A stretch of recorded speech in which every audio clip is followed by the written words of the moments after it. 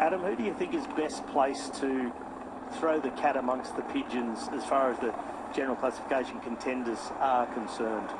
Oh, what, really jump up or cause havoc? But cause havoc first and then jump up. I think Lander will start to cause a little bit of havoc, and maybe a little bit too far back with that time gap. But I think the likes of Rodriguez, really, I think he can really start to cause havoc with that two-pronged sort of attack, with Skelmos being probably forced to chase him, then Gadu probably thinking, I need to keep this fifth position, and Carapaz thinking, oh, I don't want him getting too close.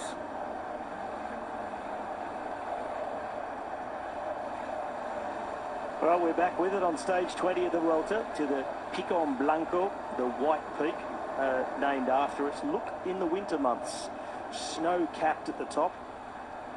Won't be today, thankfully, for both the riders and spectators alike, and for our TV pictures. And we'll get a finish right up at the peak. And this man, Marc Soler, he crested the last peak in front, took maximum points, but the chase group behind now really bearing down on him, just 8 seconds behind, and the pace being pushed in particular by Clement Berthet and Marco Frigo. So it looks like the race is just about to come back together at the front as we're going to hit the foot of the next climb of the day, which is a Category 2. Who do you think the next attacker will be on this Category 2 climb? Marc Soler is my guess. If he gets caught, I mean, we said it before, he was likely to lose time on the descent, but when he's got it in his mind to go, he goes. Here's the current standings of King of the Mountain competition. So after the last climb, narrowed by 4 points by Soler, and Javine leads by just 2 now over his teammate, who we are told, and I've heard it from, say, Javine say it himself, that they get on famously, have great amount of respect for each other, really like riding together within the team. And all I'm saying is that the tactics are difficult to figure out. And we're having some fun with it. We are.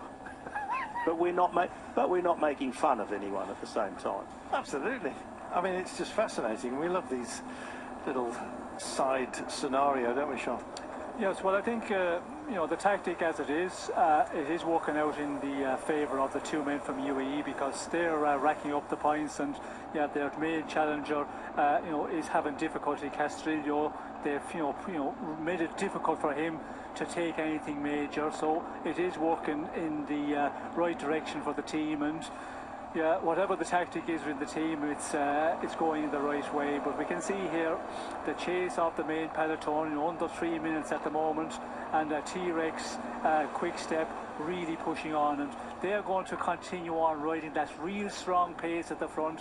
They're not trying to close down this one rapidly out to Soler and the chasers here. They want to continue this for a long way and get Mikel Landa into that penultimate climb, probably, which starts at what, about 36 kilometers from the finish, because if you can really start doing damage there, you can go all the way. Although after the penultimate climb, the top out point, you have a lot of on the plateau there, where it's going to be a difficult one, and then up to the final climb. But you cannot attack too far out. You have to just wait until you feel you'll be able to go all the way. But Mikel Landa is going to have a problem getting out of the peloton, because there are other riders going to watch him as well, who are just ahead of him in the GC. So it is going to be a famous battle here between a lot of the men in the GC, and it's really close there in that top number of places for the podium. The top 5, as we know, it's a major one in a Grand Tour to be a top 5 finisher,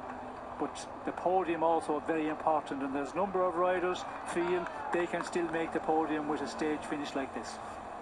Sean, you're heading off for a break. We're just about to welcome Danny back into position. Robbie is just headed off to snap a quick snack, maybe grab 40 winks, or maybe 20, to be honest, because this is going thick and fast right now.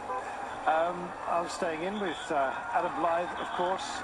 Danny shortly to join us. Adam, this is a great time, isn't it, to think about the remainder of today, because we've got a Category 2 test, not too much of a challenge, as Soler just cannot help himself. He's showing us the way home here. I'm actually wondering whether he's going to carry it all the way, you know, Adam. He obviously wants them points, and he wants to go for the stage win, doesn't he? He gives Vine that sort of backseat ride up these hills, being able to sit on the wheels, follow the wheels. But yeah, Marc Soler, he just wants to ride at his own pace up this climb. He doesn't want to be marked out. He just wants to do his own thing. Stage win, points, God knows. But there's obviously a plan within place within UAE where they've let Marc Soler go and do this. What I love about Marc Soler is he's totally instinctive. If he fancies it, he'll have it. I mean, he's a nightmare when the cakes come out of the party, to be honest. You're supposed to wait for those. You're supposed to wait for those at the end, Danny. What's going on? Good job they haven't got radios at parties, because I don't think he'd be listening. I love to see him racing, you know. He Fabulous. gives us a lot of questions to answer, doesn't he? What's he doing? Why is he doing that? But he's looking to defend that jersey. He wants the King of the Mountains polka dots at the end of this Vuelta. And he's doing it in a great way, riding aggressively here, as always. Doing it and doing it again and again, Adam.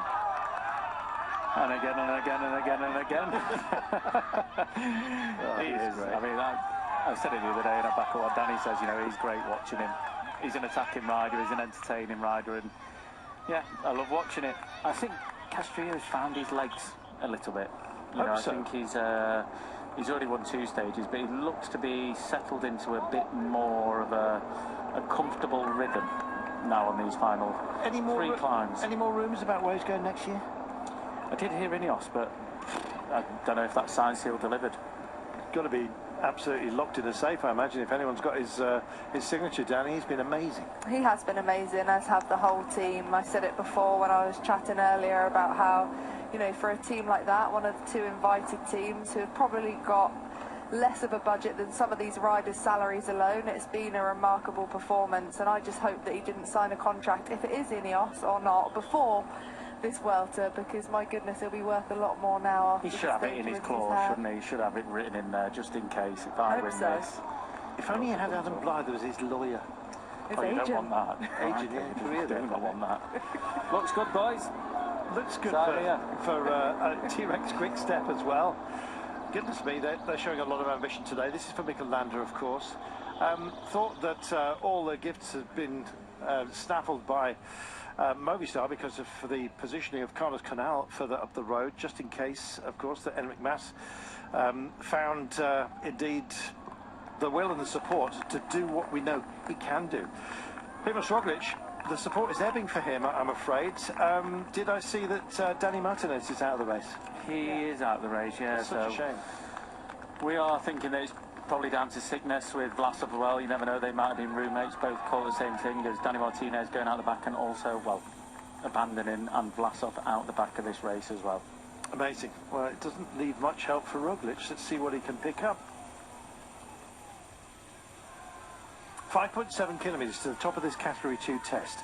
Now, the point is that, Danny, this is a Category 2. It's by its very nature not as tough as the climbs that still remain, but there's an enormous descent off the back of this as well. It's almost the ideal time to attack if you've got something for, what, the last 50 kilometres. Deal with this 5.5 until we get to the top. And then, of course, the 18 or 20 kilometres of descending. We know Marc Soler is not the best descender. I don't know this one, whether it's as... I don't think it's as technical as we had earlier on today, so good time for him to go. It is a good time for him to go. It is quite technical at parts, but yeah, like you said, Carlton, it's 21 kilometres then until the next climb, and that only leaves 39 kilometres to go, so it is a good chance and possibility to either extend your lead if you're Marc Soler, but not only that, do something in the peloton behind, and that is what we're waiting for here. You can see Soudal Quickstep on the front. They want to try and salvage something from this Vuelta, with, of course, Landa losing all that time a couple of days ago. They're going for the stage win, I think. EF as well, kind of shown their cards early. They were attacking, and I think they're waiting to do something. Adam mentioned that on the breakaway this morning, so I do think this really could be a critical part of the race. At the top end, this last 5.2 kilometres of the climb, but also the descent off the back of this one as well. 3 teammates with Primoz Roglic. How many does he need today? Sometimes he doesn't need any. That was of course how he finished yesterday. He can afford to hop onto other people's wheels, of course, and he's pretty good at that. But equally, I think he'd rather have some of the firepower that he's now lost around him. He would do, yeah, and that's just for a lot of it as well, his safety. You know, if he's got a plan to go on the attack and they want that hard tempo setting, then he has to do it a different way now, because he's not going to have that tempo from his own teammates. It's not the end of the world for him,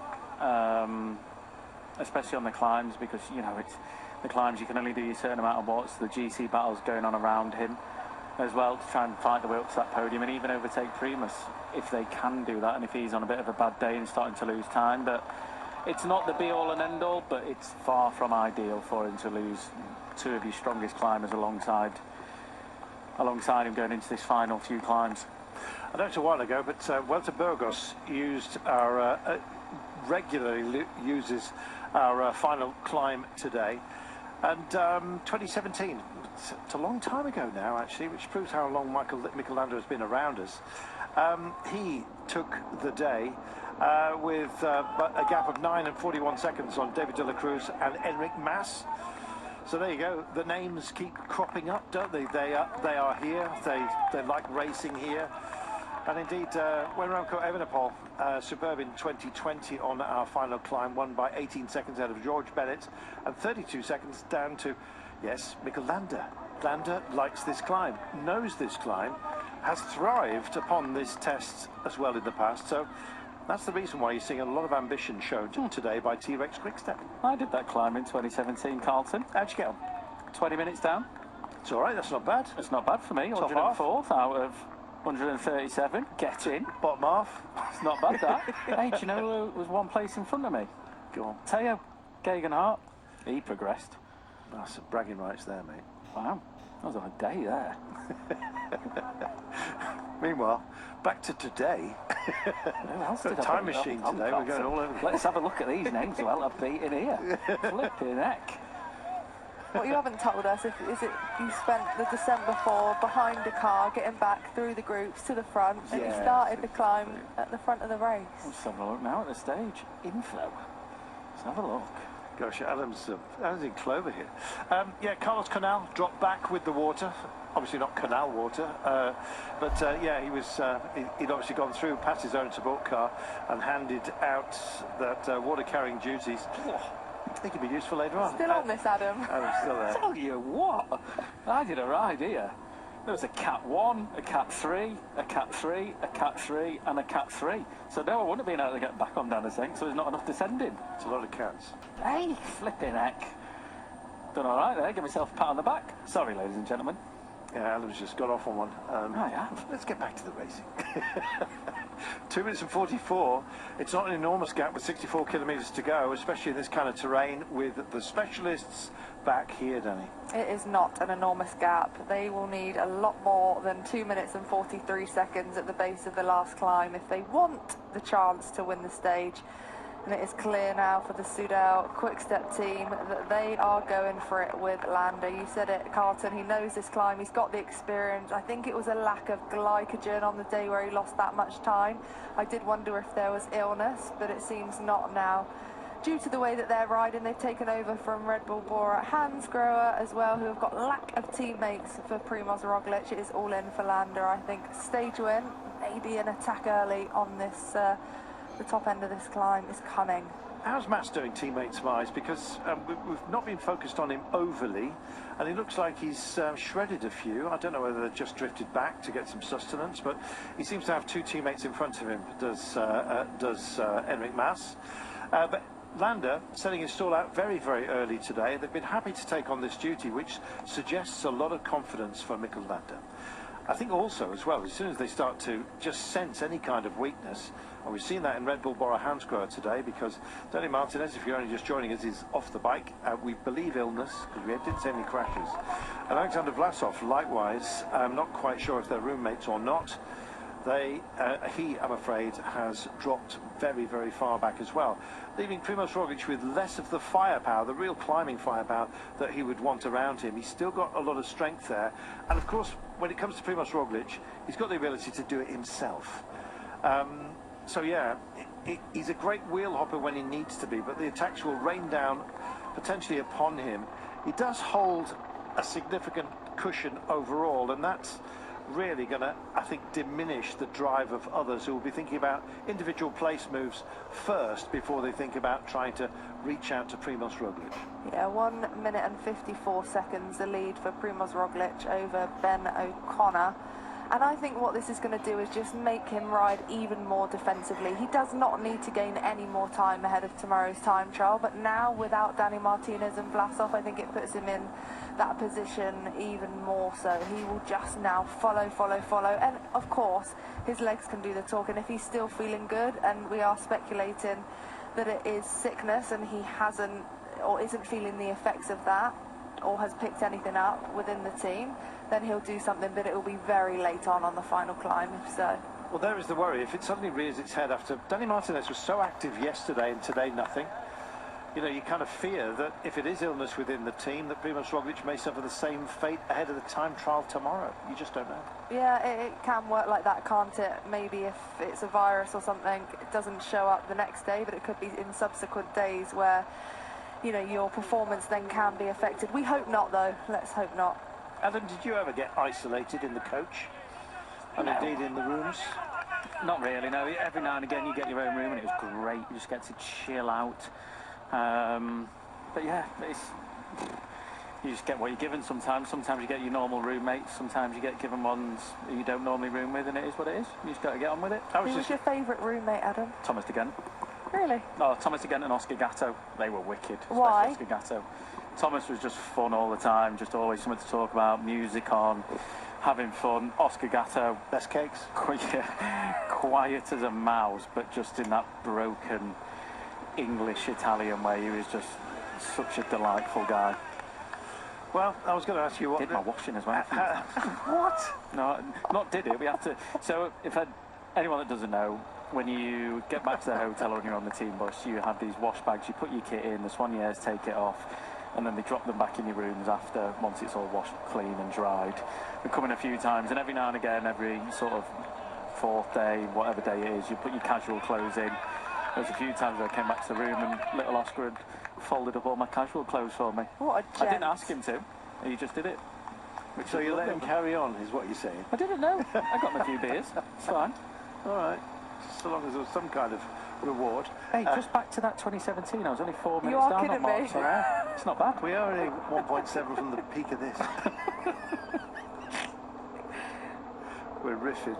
1,700 metres until we get to the top of our next test, and Marc Soler, it's a category 2, so I just wonder how much of his teeth he wants to sink into this polka dot jersey and without actually gnawing away at Jay Vine. I guess we're going to find out. It looks like he's gone a bit freestyle today, but Marc Soler holds an advantage of 39 seconds apiece over Jay Vine, Clement Berthet, Marco Frigo, and of course Paolo Costrillo. Just seems to be strengthening despite what he looks like. He rides ragged, but he rides fine. He does, and it looks like he's just going to be chipping away at Jay Vine's lead in this King of the Mountains competition. So 5, 3 and 1 point on offer on this category 2 climb. So Marc Soler will be taking maximal points, but will Jay Vine score any behind him? Because if he doesn't, it means that Marc Soler will move ahead of Jay Vine by 1 point. I think Vine's concentrating on the stage. I said this earlier with Robbie and Sean. I think he's concentrating on the stage, just the way he's riding, you know, letting the others do the work, getting that back seat. It is a risk to run with us. He's below 2 minutes back to this peloton now with what's ahead of them, but the way that he's riding and not responding to attacks, he's got to be up for a stage win. But that must have been something that changed on the road then, because he scored maximal points in the first 2 categorised climbs of the day, and that's where I was questioning what they were doing, because exactly that, I thought their best option here, Marc Soler go for the King of the Mountains, Jay Vine on the stage. So there's clearly communication, if that's right, that the roles have been reversed from the start of the day, where Vine was taking maximal points on the climbs. Yeah, easiest ones to take at least. Yeah, exactly. I guess that's a factor. I was thinking they're bound to respect the owner of that jersey today if they're both here. But it didn't seem so, at least at the top of the day. But hey, let's find out. What is absolutely fascinating and what's what's to relish is the fact that there are going to be attacks. They're going to start raining down because teams have got no option than to attack. It's Roglic that's going to go defensive and try and mark out whatever rains down upon him, and then, of course, try and go himself. Goodness me. Well, I don't know what music those wind machines are into, but they're heavy metal fans. Here we go. Sorry about that. It was my gag of the week on Twitter, which I'm given to doing. If you'd like to join in with that fun. I did see that actually, Carl, and I enjoyed that one. Oh, did you? I did. You knew it was coming then. That's what you're thinking. Oh no, he's going to read that. Anyway, yes, I put a joke up every Friday just one for the weekend, kids. And yeah, it's at Carlton Kirby if you want to follow me on Twitter. CarltonKirby. There you go. We are just over 650 metres from the top of this test, and Marc Soler is going to get a star yet again. However, I don't know indeed how bright he's going to shine later on, because he's got a horrible, in his mind, I believe, 21 kilometre descent where I think there might be just a bit of burnish offered up. Let's see. By those who are chasing. They want to get to the foot of the 2 remaining Category 1 tests, and we'll see what Marc Soler's got left at the end of the day. Had to come, and it's now, and the EF Education were very, very lively earlier on, Adam. They're digging, they're looking, they're wanting support. Didn't happen. Oh, stall. There was a stall. His teammate was on his wheel, didn't he? Yeah, that is the card being shown. However. It is. And I'm afraid that ace has been torn in half and put in the bin. Just disengaged from his man. Carapaz waiting to go. Obviously made the call, then got hampered and then thought no. We saw great defence in that regard yesterday, where Danny Martinez was hampering, of course, EF Education easy post. Martinez has now gone, and so has Soler. Here we go. Time to pick it up off the floor. Not quite just yet. Vine has gone here. Yates maybe a little bit later on, Adam. I know it's your fingers of the day. Here is Soler coming through the crowd. Listen to this.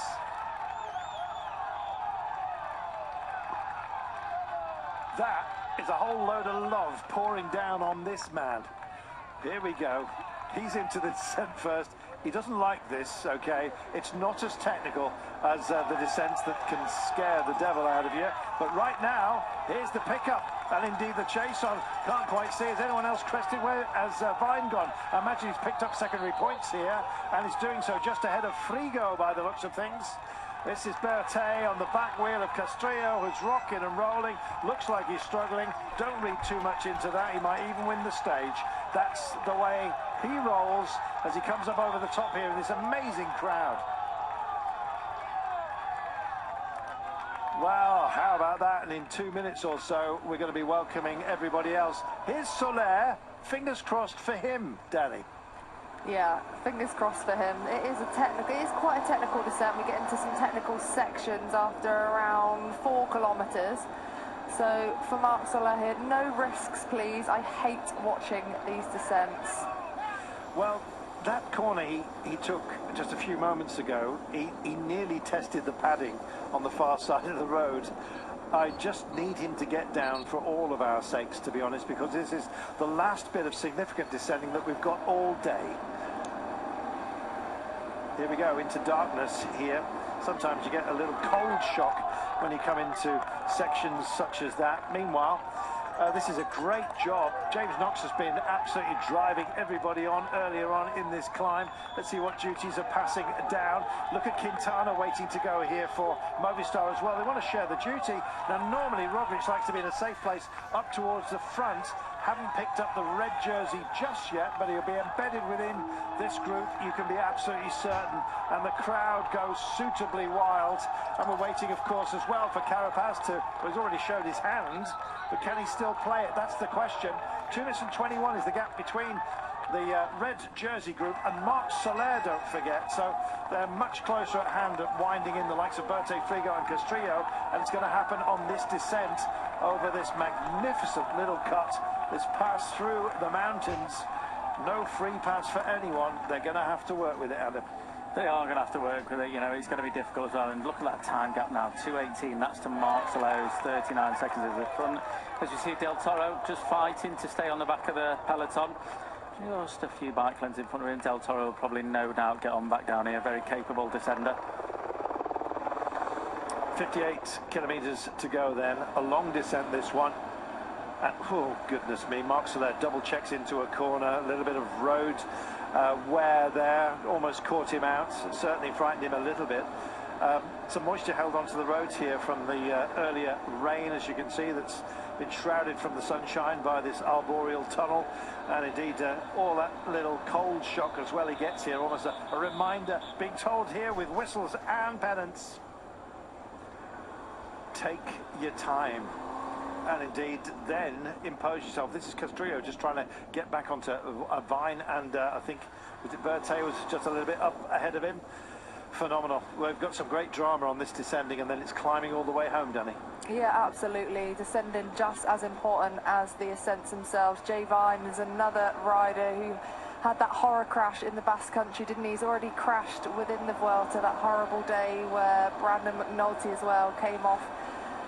Very luckily went through the guardrails, didn't he? But Jay Vine as well suffering on that day, so we just hope they get down this safely, because some will take more risks than others on the descent. I remember back in the day Alex Dowsett once telling me that he believed he won a stage of the Giro because he had his map on his head unit. So some of the riders may be using that feature just so they know how much speed to scrub off around the bends.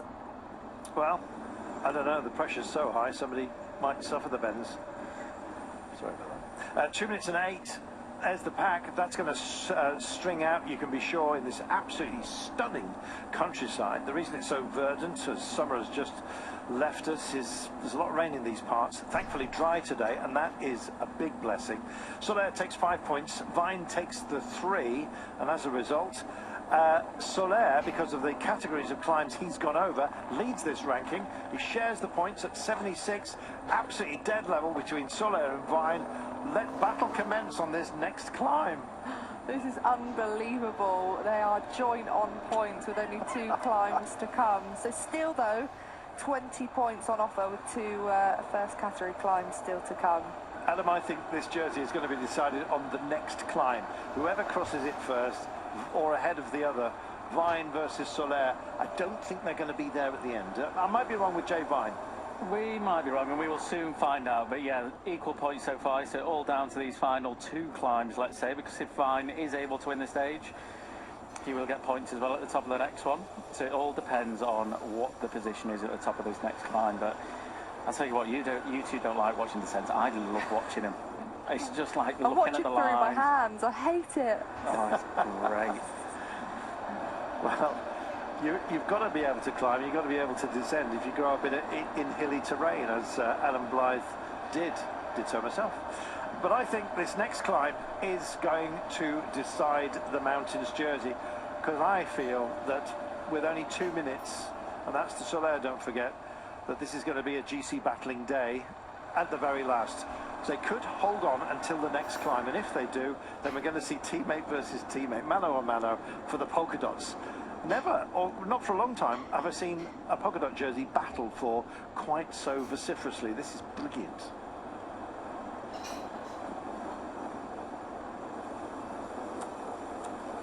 Just over 54 kilometres. Some flick-flacks to be dealt with here. I guess hearing the motorcycle and the yaw as well of its own brakes. Sometimes the graunch of the pedal as well as the camera bike comes around these rather sharper corners, as we're starting to get them right now. Tell you something, Marc Soler, we talk about him not being a great descender. Suddenly he's found his head in that regard. It's not as technical as it has been earlier on, but he's sailing these curves rather nicely. It's a fast descent. That's the main thing with it. It's a fast descent. You know, there's not the ones where you've really got to brake hard into the corners, accelerate out of. You can carry the speed through the corners. You can kiss that apex, come out of it with speed. You don't really have to accelerate too hard. But the hard thing is for Soler is he doesn't have a motorbike in front of him that he can visibly see. So normally you get a little bit The motorbike being in front, you can see how hard they're braking, see when they're turning in, see how wide they run after the corner, whereas Mark Soler is pretty much blind going into this, which makes it difficult, but yeah, nonetheless, you can see how tight this corner is. Chuck it in. Well, let's join. Is it Alberto for a stand-up towards the end? Either Alberto or...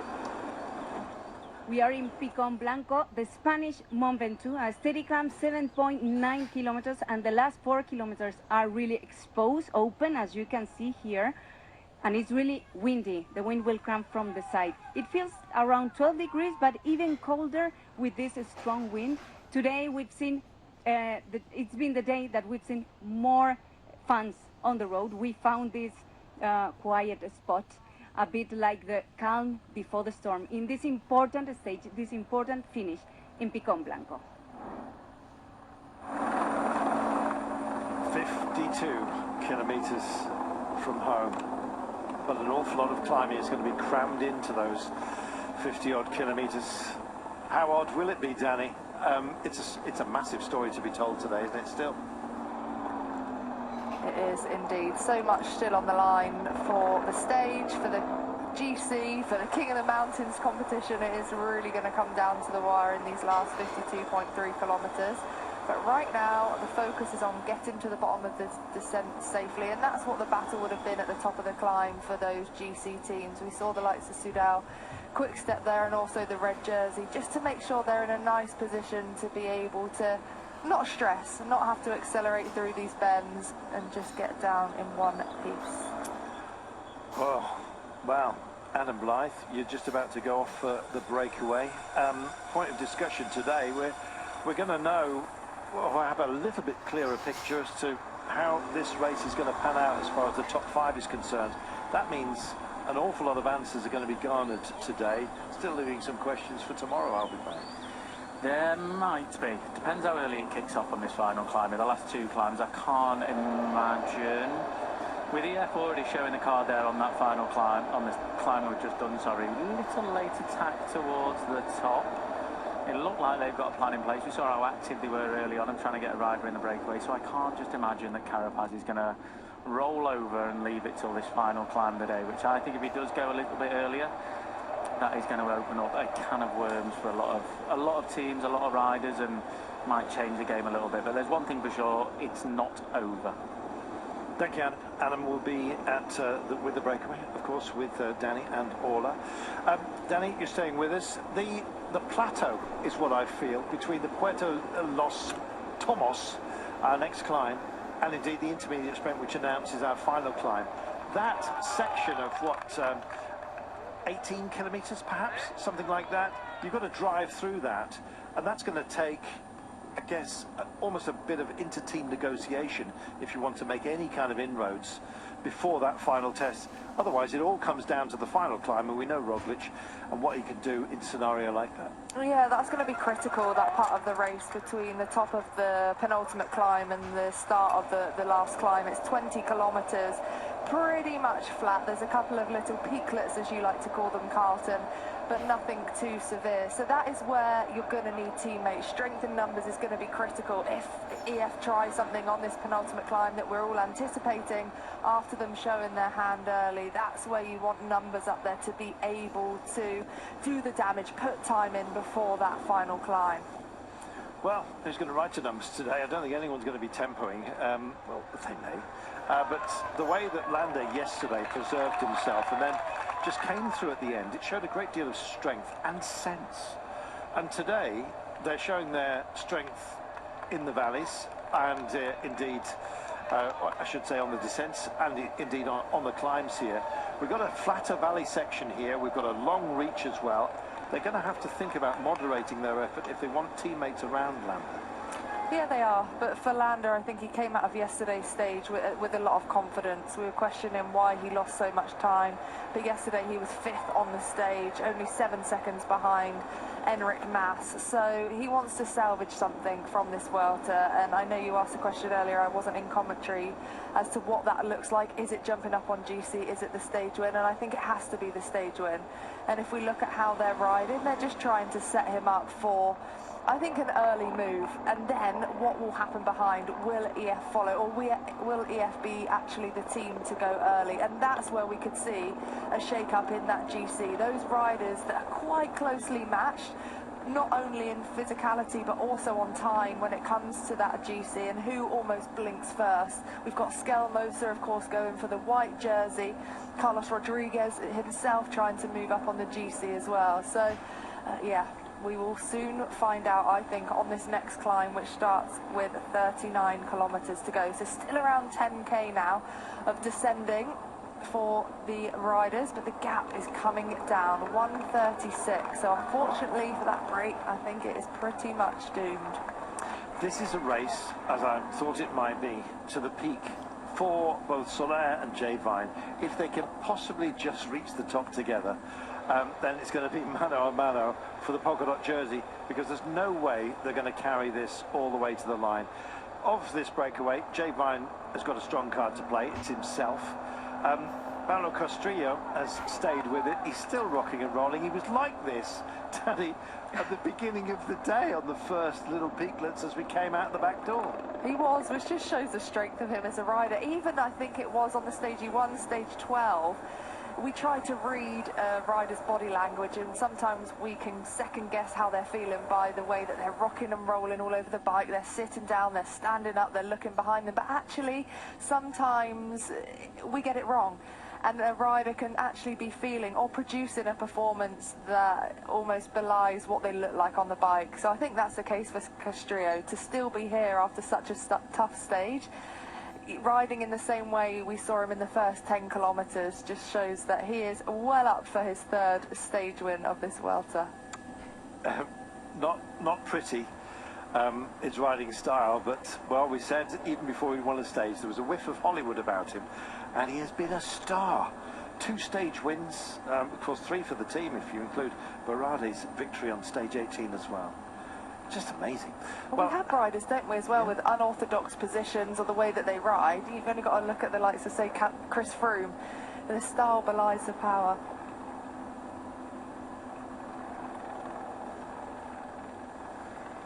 Well, we welcome back Sean Kelly, who kept it regular, kept it in a straight line when it needed to be. He shared some finales with pretty ragged performers, Sean. Yes, well, you always had them through the years. You had some riders who, you know, didn't look great on the bike, but they were able to perform, and it's still in there, as we see. Yeah, you'd wonder if they could be, you know, straightened up and get him to sit more comfortable on the bike and not all that movement. How much more performant would they be? But you start with that, and from a young age, that's your style of riding. Is difficult. Yeah, to change that, although you can change your position of the bike a lot, which improves aerodynamics and makes, you know, more of a stronger rider. But still, yeah, there's a lot of riders in there which that movement on the bike and a lot of bobbing about. I was thinking of the Tashkent Terror, to be honest with you. You just never know. Well, if you can stay up, then you can stay in contention, and that's what we've got with Pablo Castrillo at the moment. He's still out front, but only by a very modest margin. Minute 28 to a regrouped Jay Vine, Marc Soler, Clement Berthet, Frigo, Castrillo, and here they are, a band of brothers, and they're going to take on this next climb. They've still got probably about 7 kilometres of descending, then by my reckoning about 3.5 kilometres of flat. And then we have a little peaklet at the foot of what is a very long climb. Almost will feel like one of the longest that we've got today. Well, it's the Torres, and it's time to dig in. Puerto de los Torres starts our climb fairly soon. And these guys, will they make it to the top of this penultimate peak? Still clear of the gang. I think it will be very, very close, because it is actually the longest climb of the day, 11.3 kilometres at 6% average. So, yeah, it's going to be tight, I think. They're going to need a bit of a bigger gap than this if we see the way that Soudal Quickstep are riding behind, and I think EF are going to do something too. But the pressure is being applied here on this part of the descent, and the climb starts with 36.9 to go. Berthet is doing an amazing job. And this ultimately will be for the benefit of potentially Ben O'Connor, Sean. That we'll have to wait and see, but I think they would have been maybe playing the card for the stage win. The way he's been riding there, you know, with the two men from the UAE team, it hasn't been easy at all, but you know, they've all contributed quite well, and unfortunately this 123 at the moment, with the chase really on behind and the train we have to get over, it is going to be just a little bit too small to hold on. Stage 20, 172 kilometres demanded of the riders at the beginning of the day. We've got 43 just over kilometres of the day remaining. Much of it, most of it, is going to be climbing now. We're just coming off a Category 2 test, which has found that both Jay Vine and Marc Soler are now level on points at 76 apiece. Soler still holds the King of the Mountains jersey, courtesy of the class of climbs that he has taken to assemble his 76 points. There is 2 climbs remaining, one of which is at the end of the day, the Picon Blanco. We've been up the Picon before, many times, and indeed the likes of Mikel Landa have had success there. I think it was in Toro Burgos where he took his win. However, before we get there, we've got the Puerto de los Tornos, and this has a little section of green within it on the map, which is a little step that comes after about 4 kilometres of climbing. Climb actually starts officially reasonably soon, in about 4 kilometres time, and then we got ramps at the very top of around 10%, which is no laughing matter at all. This is the Parque Nacional de Colados del Azón, and it looks amazing. It looks like, from space, this must look like an eye. Look at that. I'm not into potholing. It's always scared the devil out of me, even though I grew up next to some significant caves in Derbyshire. And I imagine there's a few around here as well. Steer clear, kids, unless you're with an expert. Anyway, meanwhile, out front, Vine versus Soler for just 1 point more than the other on this next climb. Danny, I can't wait. I can't wait either. I mean, it's intriguing, isn't it, as to how this is going to, you know, play out on the road, because even when we were saying about Jay Vine probably going for the stage win, he was still battling and battling hard to take second position on the climb that we had just earlier on. So I do think it's going to come down right into the final, even the last climb potentially, if the gap hasn't been closed beforehand. I do expect it will be. But something else we've got on the penultimate climb are the bonus seconds. So if it does come back for the peloton, it might be something that a few of the riders look for. The riders, maybe Carlos Rodriguez, only 8 seconds behind Skelmoser in the white jersey. So just something else to keep an eye on if this gap is closed by the top. And the top comes with 25.6 to go. So it's still in the realms of possibility for this gap to be closed if we see what is happening in the peloton behind. Meanwhile, Clément Berthet has decided to push on here, and he's just about to bounce into our climb. Los Tornos, 3.8 kilometres before we actually get to the foot of it. The climb itself is 11.3 kilometres in length, maximum gradients of 10%, an average of 6, and it's quite steady with just one little step about midway through those 11 kilometres, nothing too serious, and it lasts about 500 metres. May even see a little bit of downhill going on at that time. However, we're on this flattish little vale.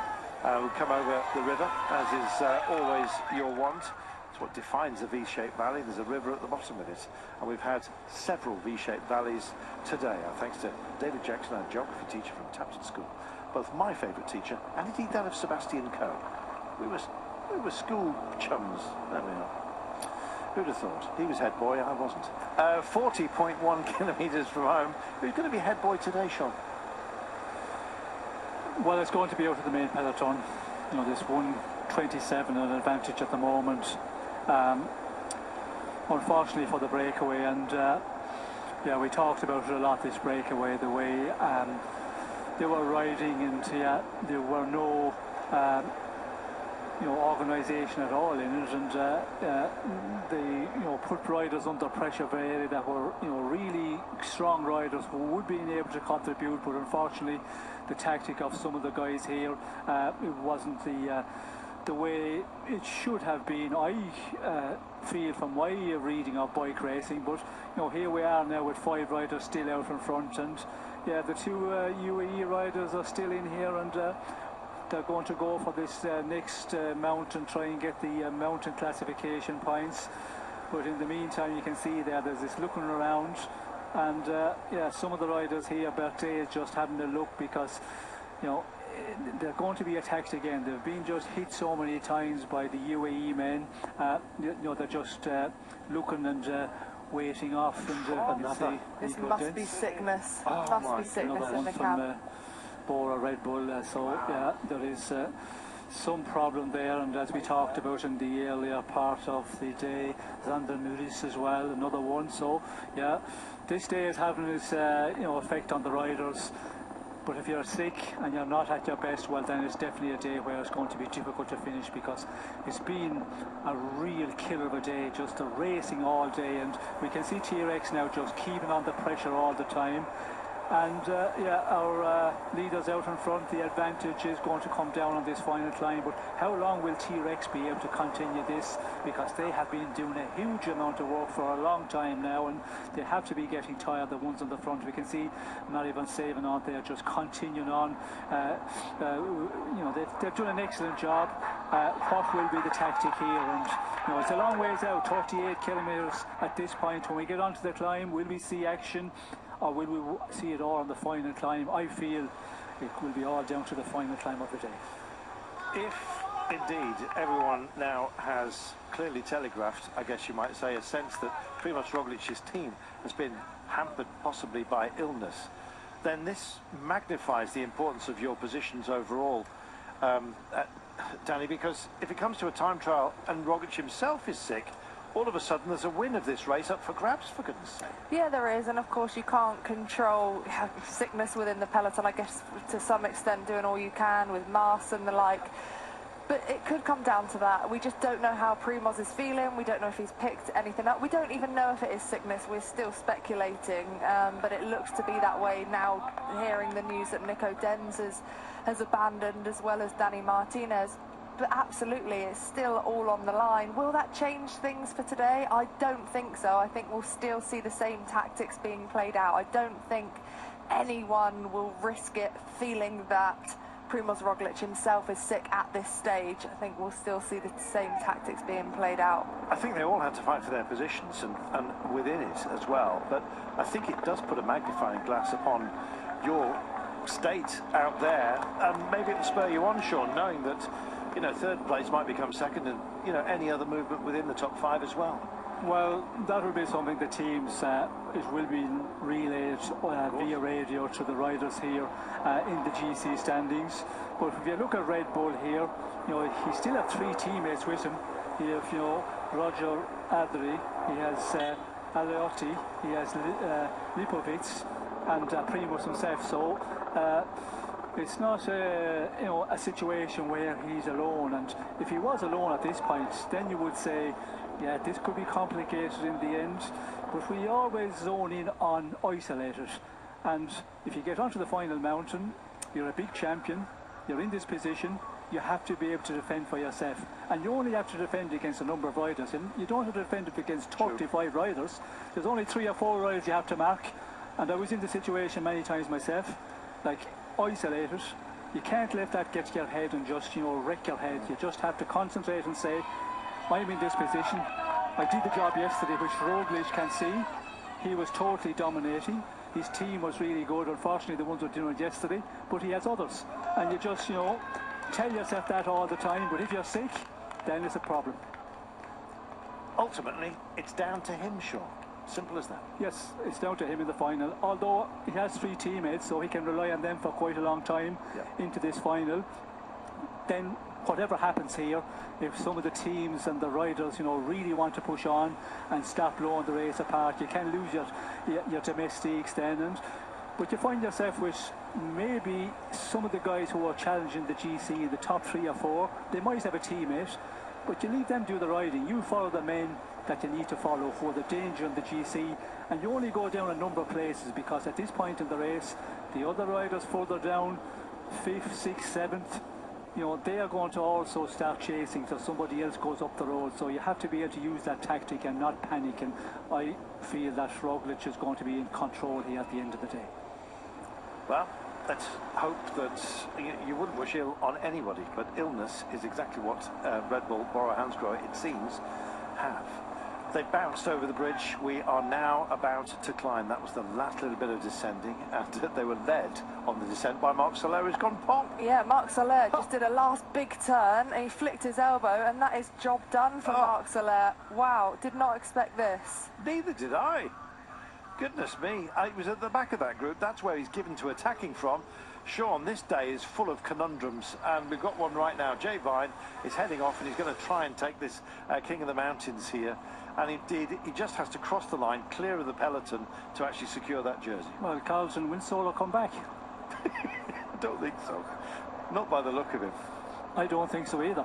But yeah, this is a situation now where Jay Vine just to continue on here, and 10 kilometres, 10.8 to the top here, 57 seconds. This is going to be a difficult one, because unless there is a standoff from the big challengers here in the GC and for the stage, and T-Rex Quick-Step, will they be able to continue on to set this pace? I'm afraid they will lose a lot of riders, and then it comes down to the guys, you know, who are fighting here for the general classification place in this race to start springing into action. In that case, they might just hold on, but it's looking very difficult for the three leaders here with 57 seconds and plus 10 kilometres of a climb. Frigo's lost the wheel here as well. Let's see.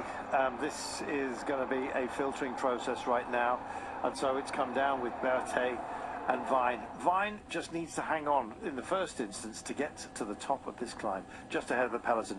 53 seconds advantage, however, after doing all of this work out on what's been a very difficult and long day. Spectacular, this waterfall here, the Rio Azon, as it just exits this escarpment. Beautiful it is, but brutal the day is as well. I fear for them, to be honest. It's a very much narrowing gap as it stands, and this break looks like it might be snaffled before this test, which means Marc Soler has pulled the pin at exactly the right time. He's going to get the Mountains jersey if the breakaway is caught. So many stories. Here we go.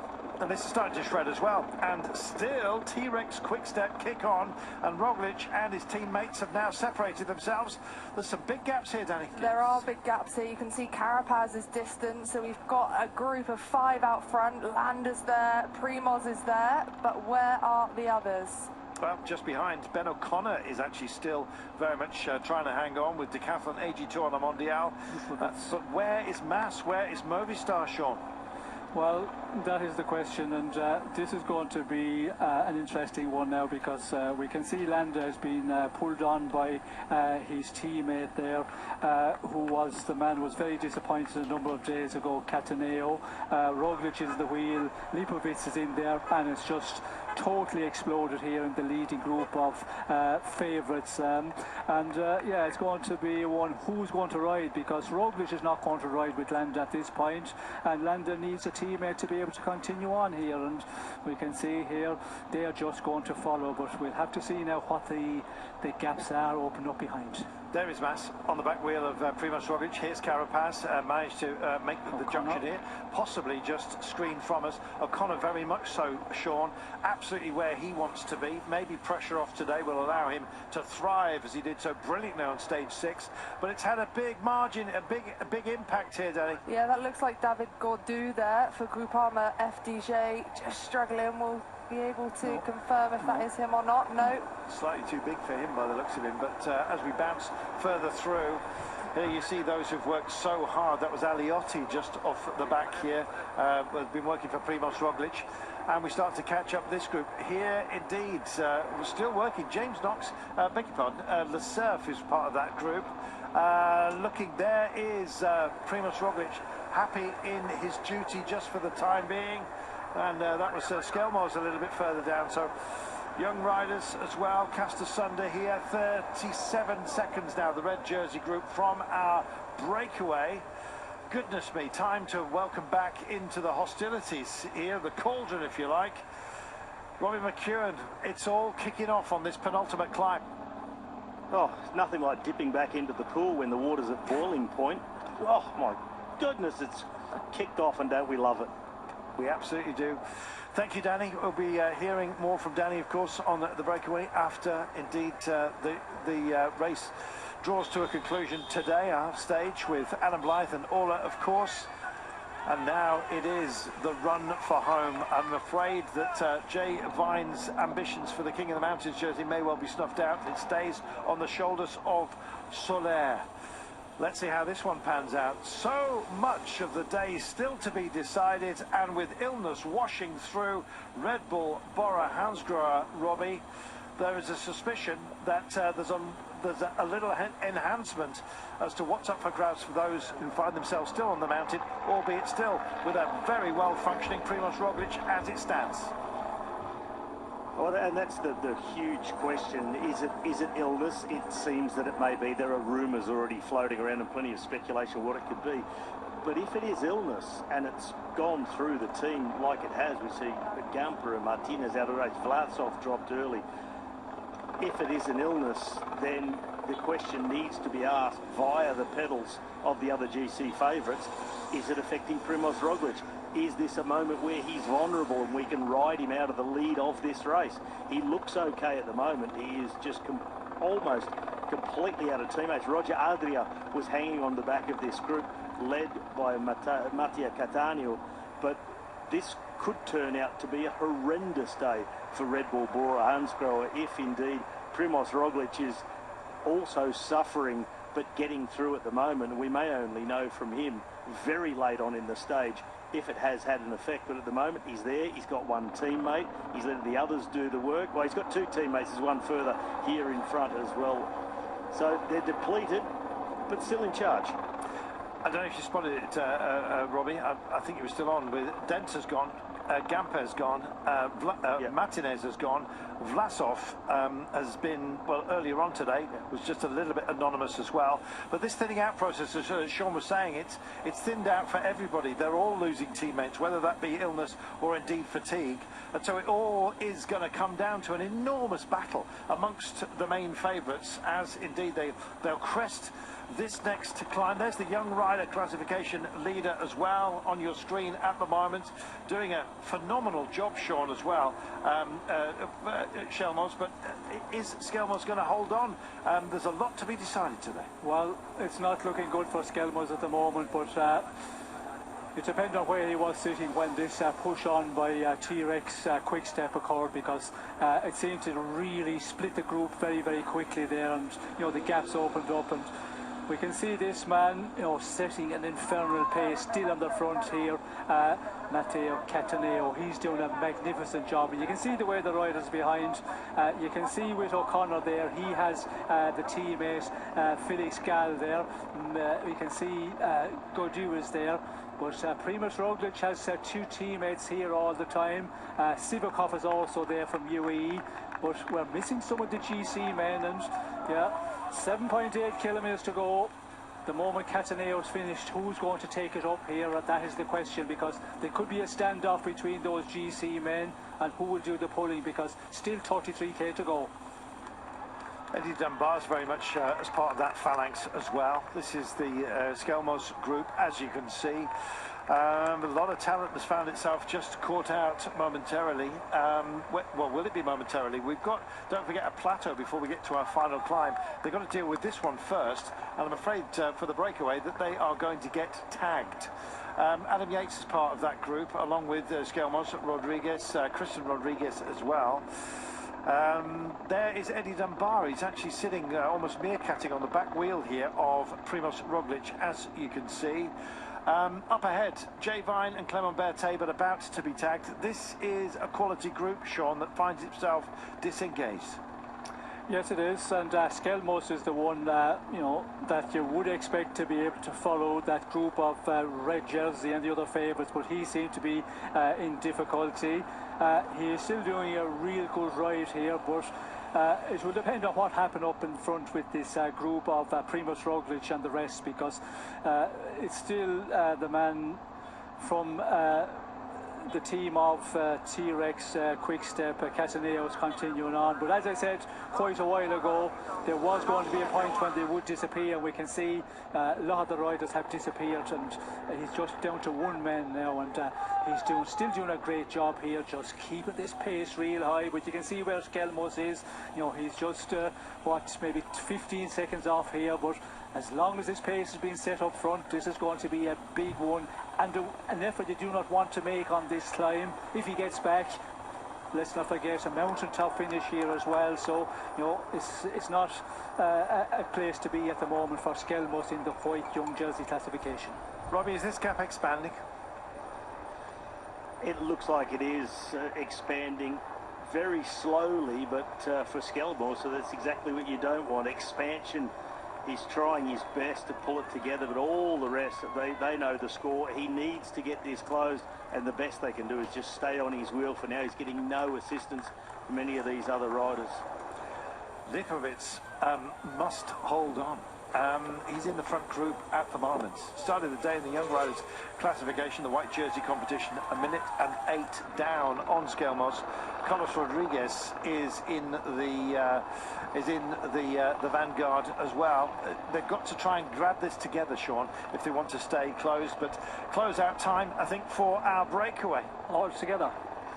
Is the declaration. Yes, and 6.4 to go. How quick did that come down? We can see here, you know, with this group now, two teammates from Primož Roglič still in here. We can see number 62 there, Aloati, and then of course Lipovic is very much to the front here, and we can see Primož here.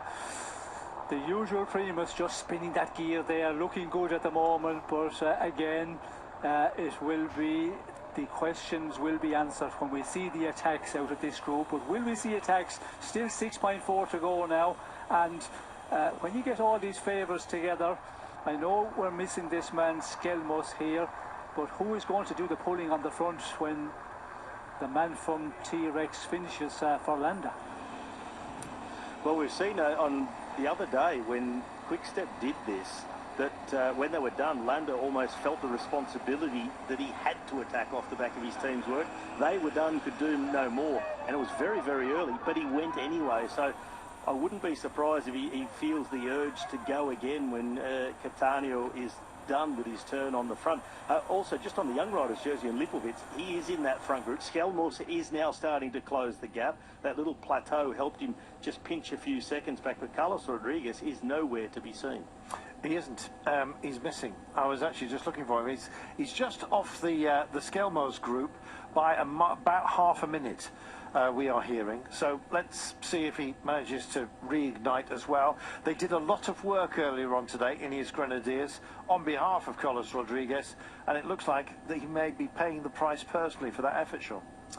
Well, normally he should not be paying the price because, you know, the team did the job.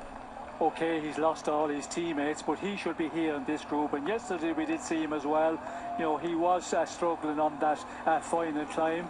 And when they started riding, again, I think the riders ahead, I was asking myself, why are they riding at this point? Why not wait until later into the stage? And if he's really feeling great, just on this climb, for example, set that killer of a pace, then go on to the final climb and leave Carlos Rodriguez to do his business and see can he, you know, move up in the GC, maybe go for the stage win. But when you do that far out, yeah, I'm afraid it's always going to be a difficult one. But we're seeing that it's Carlos Rodriguez is the one who's struggling out of the favourites here. And if it was the plan to go for stage, well, it's not looking good at all for the man from Ineos Grenadiers. Credit where it's due, Robbie. What a performance today by Decathlon AG2 à la Mondiale. They've been absolutely brilliant in the service of Ben O'Connor. And let's remind ourselves where Ben sits overall, second behind Primož Roglič. Okay, minute and 54, but certainly a position well worth defending. And Ben O'Connor has given himself the best chance of doing exactly that. He has, and he came into this Vuelta hoping for a top 5 overall, and he repeated that a number of times when he was still wearing red, like, yes, I'm going to enjoy every bit of it.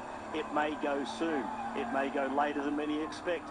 even if it does go, I'm going to push on and try and reach the podium, because that will still be above my goal that I set myself at the beginning of this Vuelta. And he's already got a brilliant stage win in the back pocket. So for Ben O'Connor, it's all positive in this Vuelta. And I think after losing the jersey yesterday, he will have quickly sort of turned around any faint bit of disappointment into determination for today's stage, defend himself against the likes of Carapaz and Enric Mas. A good lad for being of that mindset as well. Check this out, Sean. We've seen Skelmus has made the gap across here, and he's in with the leaders now, and you can see there a little bit of looking around who's going to do the pulling here. As we can see, it's little bits as it's just starting to roll on here on the front, but yeah, you can see all across the road who is going to take it up at this point with 4.5 kilometres out, and Dunbar makes the effort to go across. Sivakov starting to just move off the front, Dunbar following here, and yeah, in the meantime Roglic is just sitting back in the armchair. Oh my goodness, Yates there, you may have seen as well as part of that group. Fantastic. Here comes Sivakov. What can they tee up today? 4.3 kilometres. Not from the final peak of the day. That comes in just under another 30 Ks. And I'm actually looking down the mountain here, trying to find Carlos Rodriguez. I'm hearing that he's more than 1 minute and 20 down, so it's not kind of worked out for him, I'm afraid, so far today. Well, rolling with it, Sivakov, and here is our red jersey leader. That is Adam Yates just bouncing there on the side of your screen nearest to you, number 16. What can he get out of today? And the man from Kelton Farmer here, Berardi. Yeah. Look, go. Again, a great performance here to be with these, you know, elite riders. Anybody in this group to be in this company at this point in this stage, this point in the race, this is a real strong ride for some of the riders that you might say, well, they should be here, but there's some riders here who are doing a magnificent ride to be in here all the time at this point. Adam Yates, the pick of another Adam, Mr. Blythe today. So we'll bring him unbridled joy. Were there two Adams originally? I think it was just the one. 29.3, and others started to think about it, and guess what? Had to be a moment where he had to grasp the nettle, and Mikkel Landa has decided to do that. Carapaz decides to try and follow in. For the time being, the red jersey is staying with. He's on the back wheel here. Ooh, now he's down a gap. Roglic, no panic just for the time being, but this is the first tentative test that we're going to get. There'll be a lot more of these, Robbie. Yeah, there'll be a lot more tests to come, but with just 3.5 kilometres to the top of this climb, once they get there, it's 17 kilometres of mostly downhill, so a pedalling descent, if you like, very, very gradual and faint, but 17k to the foot of the final climb. So even if you get away here with one of these attacks, what do you do for the next 17? Use so much energy with the likelihood you'll have a very tiny gap. It's a massive investment of energy. I tell you, he's doing really well in this group. He's just been caught from the break all day, but he's still here as Jay Vine. He'll be hoping things settle and he can move forward and grab a few points at the top. You just never know if he regathers himself. He only needs one point. Yep. In order to take the King of the Mountains jersey off Marc Soler, who's not here, but don't be surprised if he suddenly appears and goes past everybody. If you say his name 2 more times, he'll turn up like Beetlejuice. That's exactly right. Landa run out of teammates, and by the look of him, gosh, that's hurt. Sean, you can tee yourself up all day, but quite frankly, it's how you drive it off out of the range here, and he's very much within range, it seems, Landa. Well, he put in a real strong attack there. You could see the way it stretched that group out and little gaps appearing. Maybe riders just not wanting to follow the real strong acceleration and just slowly coming back in. But then he disappears to the rear, and you know, if something happens here, yeah, riders try and go on the attack. Like if Dunbar, for example, if he try go on the attack, other riders there, Philly Scal, if he slips away, that's where Landa should be present, maybe in the top 6 or 8 of this group, and try and filter into those groups. But you know, sitting this far back is not a good place to be at this moment. Maybe he feels, okay, there's nothing going to happen here. The Red Bull team are going to control here, and it's all going to go down to the final climb. So sit on the back, twiddle away there, recover as much as possible, eat a few energy bars, have a drink, and wait for the final climb. Sounds almost relaxing, Sean. This day has been far from it. Sivakov posting himself up the road. Is this for Adam Yates a little bit later on? Yates meerkatting at the back of this group, but that's where he's given to indeed functioning on occasion. We'll see whether Jay Vine can get up to snaffle a few points. In 2.4 kilometres, just watch. If Jay Vine's got anything, he can pour it into an effort for the polka dot jersey. He just needs the solitary point at the top of this, as Marc Soler has disappeared. I've said his name again. He's about to appear. You can be sure. Oh dear. 20 seconds, the advantage of Sivakov just for the time being. Yates here on the back wheel of Landa, and as Sean was saying, it's been a filtering process. All the greats have come through. Christian Rodriguez is here for Arkea BNB. They're wearing number 15 is Jay Vine. Keep your eyes upon him and his bandages, for goodness sake. He deserves something out of this race. I'd love to see Jay Vine pick it up and indeed pick up that King of the Mountains jersey. Will it happen? Well, if we continue at this pace and there's no more attacks in this final 2.1 kilometres, he could cling on here, and of course the top of this climb would be the finish of the day for him. He's going to just give it everything and, you know, finish there at the top and just ride in at an easier pace from there, because, you know, he's with company now that more fresher riders coming across. So for stage win, that's totally out of the equation. So mountain classification points is going to be the one for him, and yeah, hopefully that the Red Bull team are allowed to continue to set this pace, and then he has a great chance of picking up some mountain points here at the top of this one. Well, here we are. The top of the White Peak, the Picon Blanco, at the end of today. And you can see some of the club riders who are just getting themselves up and into position. A lot of campervans here as well. And it almost looks like a volcano about to go. Sean, they're rocks. Thank you very much. Meanwhile... They ain't kidding you, Carlton. Well, you can manage it. 16 seconds is the gap from Pavel Sivakov and those who are chasing in. 1,600 metres from the top. Come on, Jay. He's stuck with it. I want to see him get something. He just needs 1 point here for a jersey, Robbie.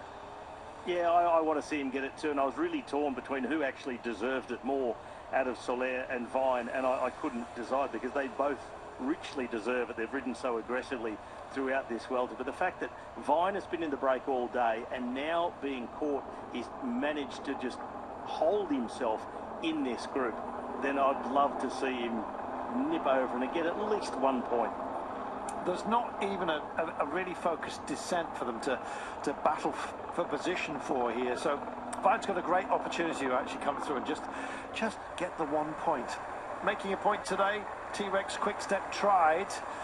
They've left it now to Landa, who's already tried one of these little pushes on, but right now he just takes in the gels and he's going to calm himself down and do what Sean said finally, but just ease himself into the remainder of the day, if that could possibly be anything that anybody could hope for.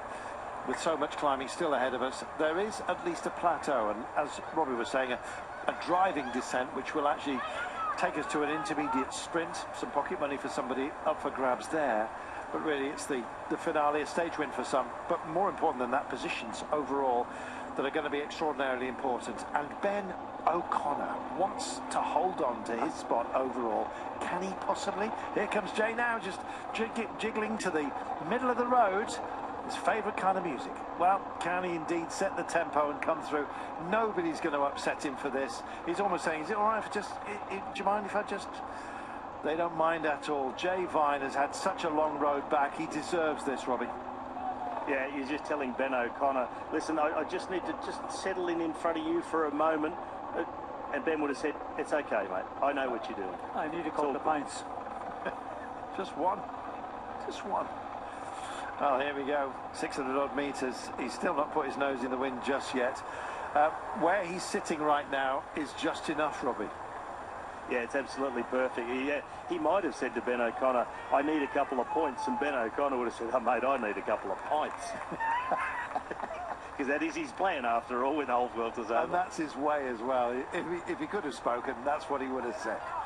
As it is, he's having to use eyebrow semaphore, as they all are, because there is not many words being passed between anybody at the moment. Just over 400 metres, and Jay Vine looks like he's going to get there unless there's some heartbreak in the form of someone like Richard Carapaz, who drags a few others with him as they come up over the top. You never know. Let's hope for Vine he gets a point. No, I don't think there'll anybody going to attack here. With the road we have to get to the final climb of the day, like it's not a fast downhill where like a Carapaz could really plunge down at rapid speeds. It is a descent gradually, and you have to push really. So they're all thinking about that, as we can see Sivakov over the top here, and we will definitely see Vine, I think, next over, and then onto the descent here and the final climb of the day. But Carapaz does want seconds, and there are bonus seconds up for grabs here, and that might well just upset the apple cart. Mass wants them as well, and that's the problem that Jay Vine's got. There are bonus seconds up for grabs here, and it may well just hamper him. He's got it, I think. He's done enough. Yes. He had to finish top 5, so top 5 get points. He took 2 points. Oh, thank goodness for that. I thought he was going to get snaffled by the bonus seconds up for grabs. Mass certainly wanted them. We'll see how that pans out in a few moments' time. And here we go. We start our drive down, and Jay Vine pulls the pin and goes pop. But he'll open the bottle pop a little bit later on as well, in celebration of a King of the Mountains jersey. And congratulations to him. That was gutsy, Robbie. Yeah, that was really gutsy. What a phenomenal ride to be out there all day, get caught midway up a Category 1 climb and hang in there with the race favourites. All the GC contenders, there were attacks as well. It wasn't just easy tempo the whole way, and he just took it all on the chin. He was in the corner where the punches were falling, but he stayed on his feet, and he's won on points. But he did get a good ride a lot of the stage where Marc Soler was out in front, the others were chasing, and Vine was getting the tow along, and he did not have to contribute. So I think that's saved today, and that's what's got him the mountain jersey classification. I'm so pleased he's gone to that team. They've provided some amazing entertainment. And if you're thinking, oh, poor old Marc Soler, Marc Soler's got a stage win to his name, don't forget, stage 16. And I bet you anything you want, he's going to get the combativity award for the entire Vuelta. Oh, and that'll be something else goes his way. Oh, if he doesn't, it'll be a crime. Of course he's going to get it. Let's see. Unless he's upset somebody on the jury. Anyway, you just never know. Time to push on. Oh, is he? Oh, goodness me. Let's see how this one pans out. Sivakov still with an advantage, just 17 seconds. Okay, the calm before the storm. We got some pocket money coming up with indeed the sprint, intermediate sprint, which almost announces our final climb today. Sort of a rolling descent, a couple of little kickers involved within it, which you will witness with about 15 kilometres to go. But right now it's about putting power back in your legs and indeed starting to think about how you approach our finale. Sean, of those who are here, who do you see making a big statement today? Is it hard to look beyond Roglic, even with the diminution of his team? Yes, I think looking at yesterday's performance by Roglic, I think it's going to be a difficult one, and to beat him. But again, we have a number of riders in here that are not danger men at all in the GC standings. We see, Eddie Dunbar is in here. We see the rider from Movistar, Rubio. Depending on what the tactic is there with Movistar. There's other riders in here as well. Carlos Rodriguez is a bit further off, although he's in the general classification, so he might be chased down by the riders just in front of him. But there's another one or two there. I'd have to pick them out. Felix Gall, of course, one from Ben O'Connor's team. If those guys start to attack and go, there might be a little bit of looking at each other and waiting who's going to chase. So there could be an opportunity there. But if it comes down to a fight against the big riders, it's hard to see anybody beating Primož Roglic here. But he's going to play it tactically. He has to. He's not going to chase riders immediately at the start of the climb. He's going to look who's going, play that tactical card, or he'll chase him because he's a danger to him in the GC, but the top guys, Ben O'Connor, Enric Mas, Carapaz, he's going to knock them out immediately. Jay Vine took 2 points, and in so doing wins the King of the Mountains jersey, essentially. No Mountains points up for grabs in tomorrow's time trial. One big climb still to come. Jay Vine, I would be incredibly surprised if he finds himself sitting at the front. There we go. 10 points going to Sivakov, Mas, Adria. Vine, though, picks up 2 to take that Mountains jersey. Nobody's going to bridge that gap now with one Category 1 test remaining. And Marc Soler, a distant memory. Mind you, it might pop up at the end, you just never know. 49 seconds. No. Here's your virtual classification, and it looks like that. Now then, had they factored in the bonus seconds that they took at that last climb? I did not clock that. I'll have a look for you in a moment. But 53 seconds is the gap now to Pavel Sivakov. To what end? Is he going to work to slingshot Adam Yates up for a stage win? That'd be a nice payback for Adam today. So much at stake, and still a lot of riders here who can believe that they can take the day, Robbie. Yeah, plenty of riders thinking they might be able to take the day. They're still unsure of the exact condition of Primoz Roglic. He's been following fairly smoothly up until now and not under any great pressure, at least to us looking from the outside. But knowing what the rest of his team, well, nearly all of his team has gone through today with some sort of apparent illness, you never know when he could possibly crack. I doubt that he will, but you do never know. It feels like you just mentioned Adam Yates, maybe Eddie Dunbar with something special, because he's been looking better and better as this welter has gone on. But Pavel Sivakov, he sees a chance to move himself up on GC, because the big loser of the GC contenders at the moment is going to be Carlos Rodriguez, over 2 minutes behind Sivakov on the road. So Rodriguez is going to see himself fall behind both Lipovic and Landa, and Sivakov start to threaten his position as well.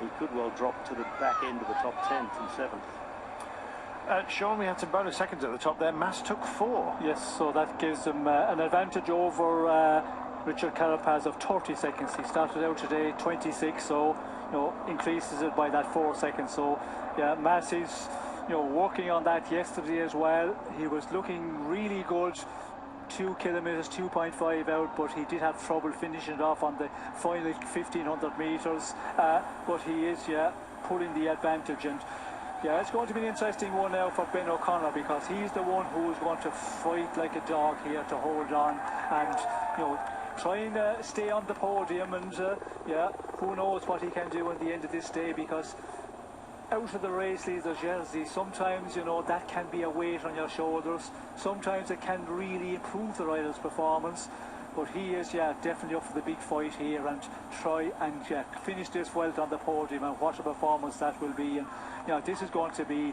a spectacular battle between the GC men. Yesterday Ben O'Connor was quite hard on himself at the end. He was very emotional, of course, after all the effort that he put into defending red. Saw it, of course, go onto the shoulders of Primoz Roglic.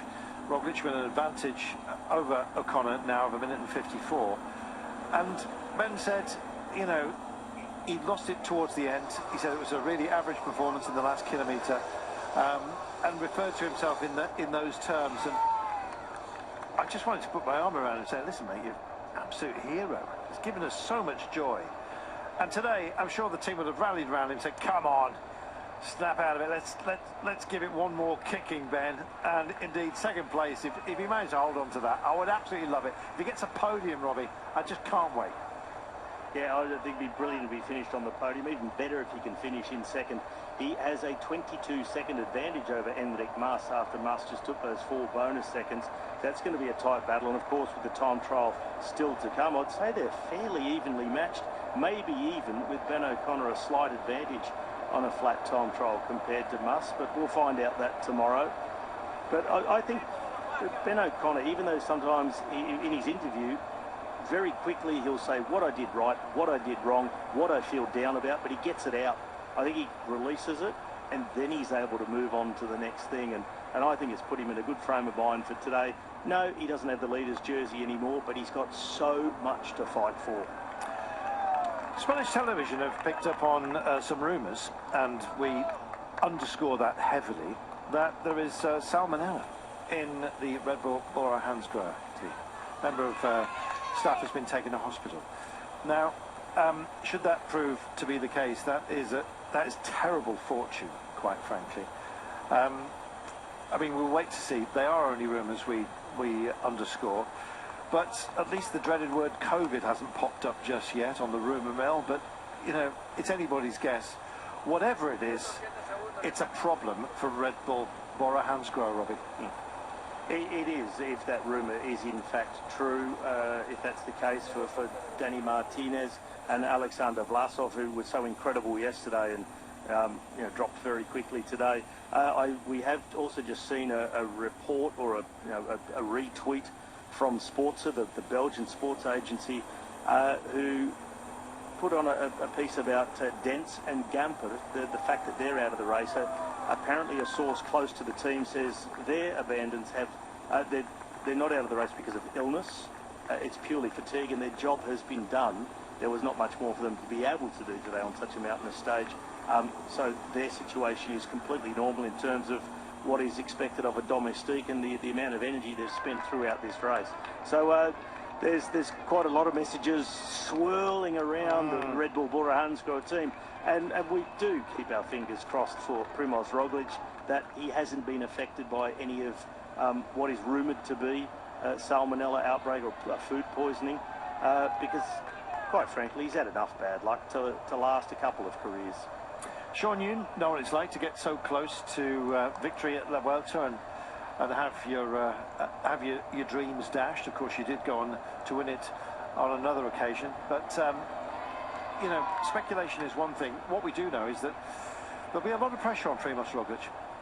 Well, there'll be a lot of pressure on, and you know, the teams that are challenging him here and the men who are close to him in the overall standings, they are going to be thinking, well, has Primoz a problem as well? And we'll have to test him on this final climb. And yeah, you can be sure that you know, Enric Mas will try something.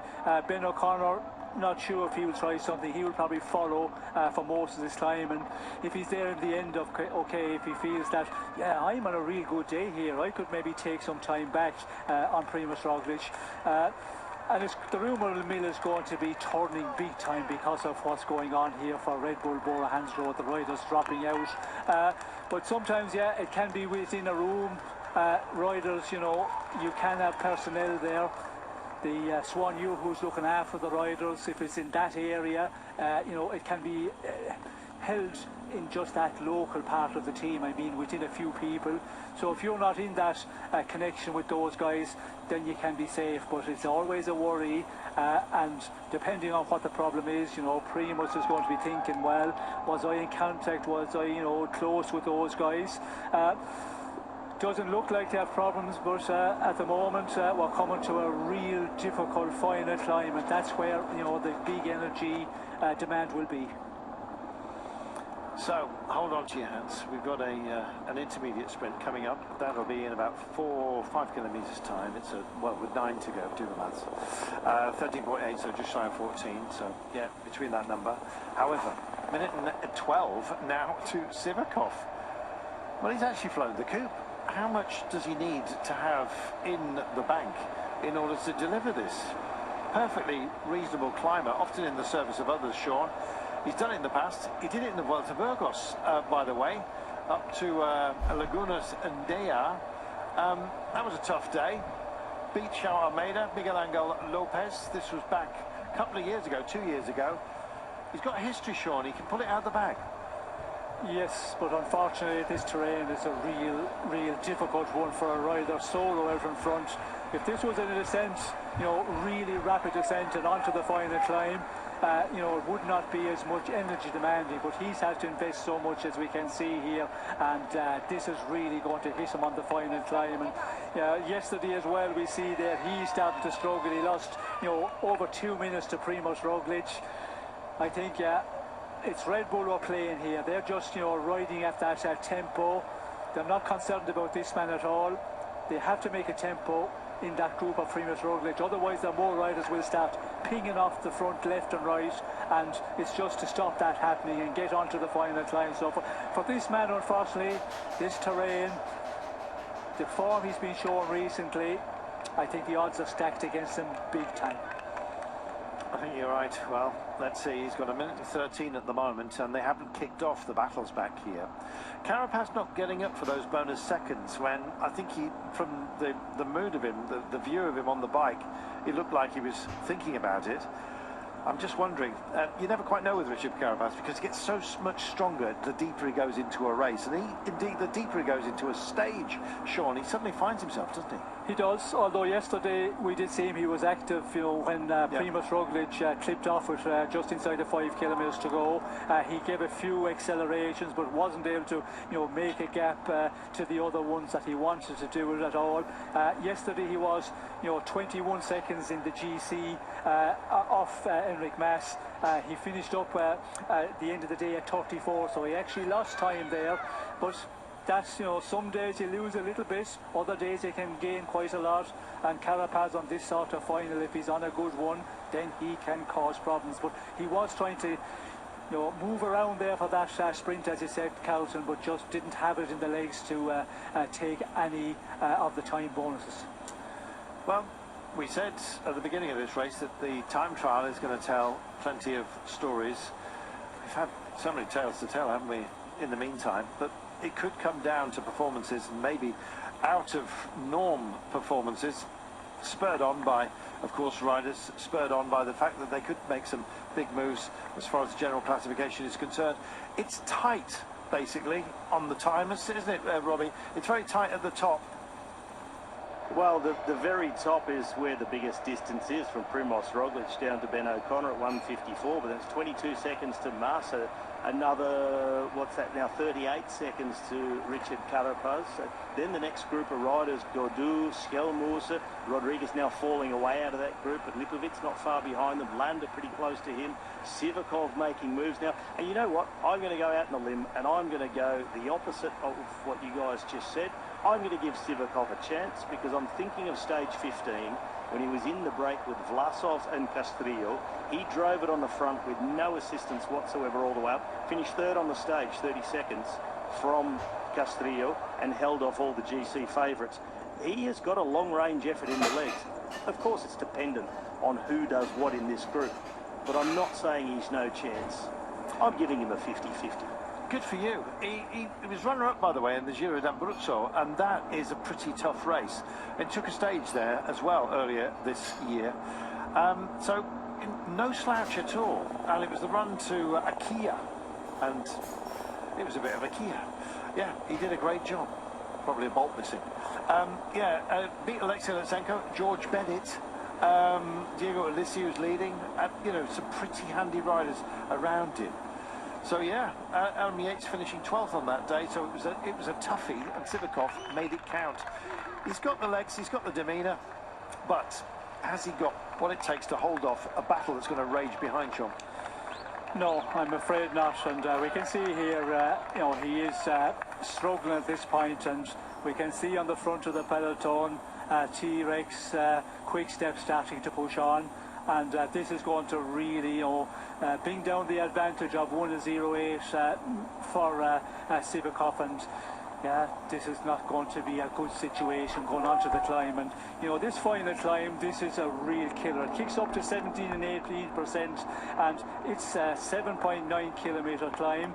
At this point in the race, what they have done again today, with the power we have behind here, there is going to be a lot of movement in the group of the favourites here, and for Sivakov, unfortunately the terrain is totally against him, and yeah, now with this chase by the team of Landa is not going to happen at all, unfortunately. You know, he gambles, and fair play, because when you look at the terrain was out there to go at that point, you know, it takes a lot of clout to do that, but we can see here he's already looking like he's just knocking it off a little bit. Looks that way.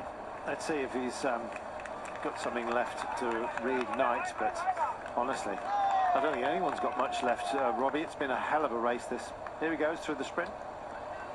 Yep, through the sprint point for Sivakov, and only a few hundred metres now away from starting that final climb. And that's the thing, there is a chase mounted behind from the riders from T-Rex Quickstep who've made their way back into the group of their leader, Mikael Landa. But they've got about another, there it is, 1.1 kilometres to make an impression on Pavel Sivakov, and he'll probably match the likes of Catania, etc. once they get onto the climb. And again, it's all dependent on how the favourites go and ride it. Does anyone go on the attack? Do they all look at Primoz Roglic? Is there a standoff which could then give Sivakov a chance? But gradients of 9%, it is no easy climb. That's why I only gave him a 50-50, but he is a chance. He has got a chance. And is this a bridge across for Yates? Because, you know, Yates could just come out of this group.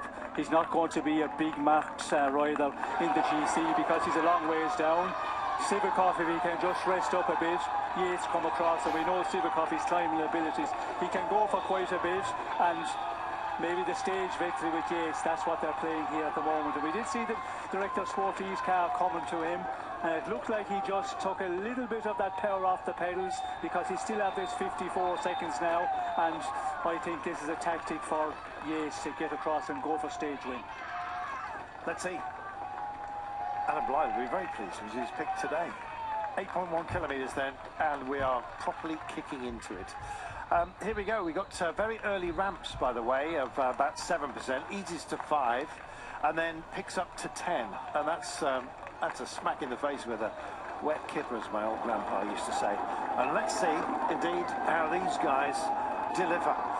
Goodness me, there's some pace and determination about T-Rex Quickstep. I love the way they've ridden today. Here's that 10% that I was telling you about. Not nice. Nobody said it was meant to be, for goodness sake. Let's get on with this final climb, shall we? The Picon Blanco, last big test, Robbie McEwen, of this welter in terms of climbing. Yeah, last big climbing test, and there'll be no thoughts of sparing anything for tomorrow's time trial. This is how you establish yourself and make the big gaps that are there to be made, unless you're an absolute time trial specialist, which amongst these GC favourites, you say Roglic is, and all the rest aren't. Skelmos, yes, he has a good chance. He actually is a very good time trials. But apart from those two, the rest need to make their mark on this climb. It's now 7.7 to go, Sean.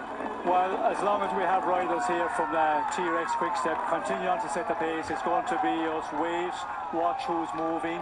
We can see Yates there. He's a long ways down, and that is not a good indicator, as we can see in here, just bobbing on the rear of this one. So is he in the position? Is he got the legs to do it? Doesn't look like for the moment, but there's still 7.5 kilometres to go. Who's going to kick off first? That is the big question. Roglic, well, he may well have had his team thinned down, but right now he's taking the thick end of this climb and indeed wants to get up to the spiky end. Let's wait and see. Sivakov is there. Look at the way that Landa is just marking out Roglic instinctively. Of course, he knows that Roglic is going to go for it at some point, but when? Still Ben O'Connor with a couple of teammates around him. He's been doing a lot of leading himself, I must say. Catania has spent for the day, did a lot of work to get to battle his way back on. But this is impressive from a team that's been hobbled. If it is true that it's fatigue for Dens and Gamper, I am not surprised one little bit. Whatever other rumours are swirling around, it's a question of making a statement right now on this big peak. And let's see, indeed, if that happens. And Yates looks like he might be struggling off the back here. With Skelmos. Yeah. Goodness me. They're going to have to work for each other. Skelmos is trying to save the day for Yates by the looks of things. Meanwhile, Carapaz still skirmishing. There is Mas, who's found 4 bonus seconds. Eddie Dunbar is still as part of this phalanx. Will he go for it? Roglic looks like he's about to any moment now. Director Sportif calling here for the camera bike just to pull away and not offer up too much draft to Pavel Sivakov, who's got every right to use whatever he wants, quite frankly, on the run-up. And the gap's starting to be opened and closed. That has a wearing effect in its own right, Sean. Yes, well, we can see the commissar there. He's trying to push the motorbikes ahead to get them out of the way because he can see this group is coming up, and the moment there's an attack out of this group of favourites, well, then they come very quickly from behind, so he wants to get a clear road here. But we can see it's Bora Hansgrohe continue on to set the pace. We can see Skelmus. Is he back in here at the moment? Not just tagged off still. Yes. But yeah, this is a question now. You know, who is going to test the water first, and still 6.5 kilometres to go. This is a long way. You can wait until this final, 4 kilometres you could kick off, and if you have got the legs, you could create a big gap there and gain many seconds. So there will be, I think, a time, as long as there's somebody setting the pace on the front from a team or from a rider as Bora is doing, well, then everybody will just follow this train. All eyes right here on the red jersey, on the shoulders of Primož Roglic. Landa just tucked in behind. You can see as well Ben O'Connor still very much in the frame. He does not look overly stressed, but the stress comes right now, Robbie. Here we go. Yeah, job done for Roger Adria, and what an incredible ride he has done. Skelmus are just a few lengths off the group, but Red Bull Bora Hansgrohe, they're trying to get rid of Skelmus, they're letting Lipovic sit in the group, and Primož Roglic now, not an all-out attack, he's just setting a really strong pace. Lipovic, he's just trying to hang on in the group because he can move up into the lead of the white jersey. Primož Roglic with a look over the shoulder, and again, not a big attack, but just winding things up very, very gradually. Mass in his wheel, then it's Carapaz. Ben O'Connor still has Felix Gull with him as well. Menric Mas a little bit further back, but still cruising. Gaudu still in this group as well. And Primož Roglic is almost like he's gone into domestic mode for Lipovic, who's worked for him all Vuelta. And wouldn't they love to stand on the final podium in Madrid with 2 jerseys in the Red Bull team? They sure would. 16%. I'm afraid it's not going to work for Adam Yates, not at this point anyway, unless he can find something very, very dramatic, very, very quickly, Sean. 6.1 to go. And for the time being, still an advantage of 39 seconds, Sivakov. But Roglic, well, he may well try and work them over. He's got to work for himself ultimately, and Carapaz issues some spittle as well. That's usually intent. Goodness me, 40 seconds and holding for Sivakov. Yes, while he is holding well, but you can see the pace being set here on the front of the peloton by Primož Roglic. He's just, securing a strong pace, and it's normal that the gap is not coming down for the moment, but still 6 kilometres to go. This is a long, long way to get to the top of this one, and we can see Roglic is just, shown he's the dominator here, and set that pace. And when you're on a really good day, then you can boss like this and you can just make the pace. If somebody's trying to attack over, you just go on the wheel immediately. And also for Lipovic, as Robbie is saying, he's just making that steadier pace, and he will be able to hold on in here because that white jersey is up for grabs as well, with the man from Little Trek in difficulty already in the earlier slopes.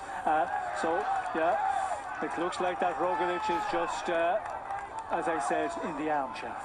There is Adam Yates just off the back at the moment, but the young rider classification leader, Skelmus, has actually gone off. This is, he's refound himself here. Look at the spectacular scenery behind us here, but keep your eyes locked on this battle.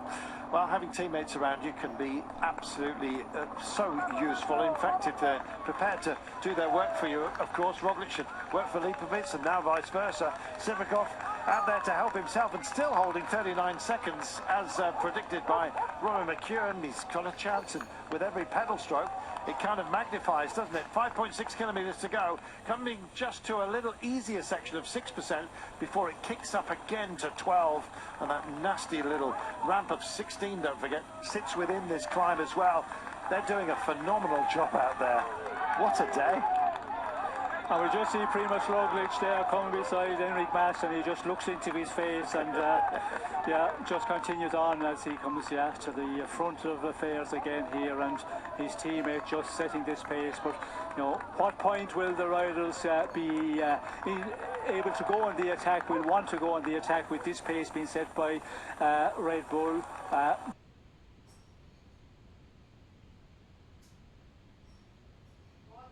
But they will be, and there is a lot of time to do those attacks. And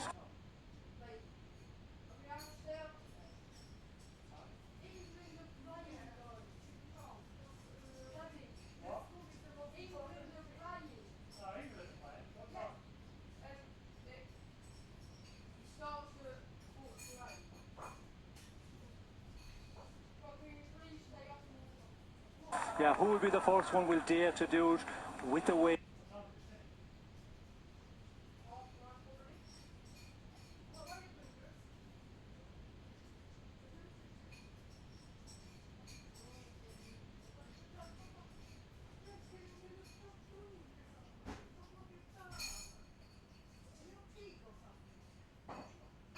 Red Bull are dominating this group of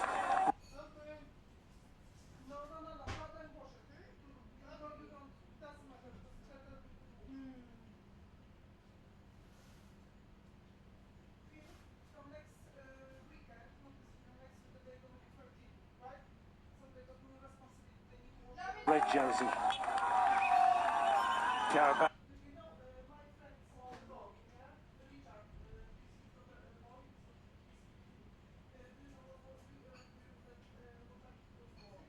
Just drifting off the nose here, wants to have a look as well.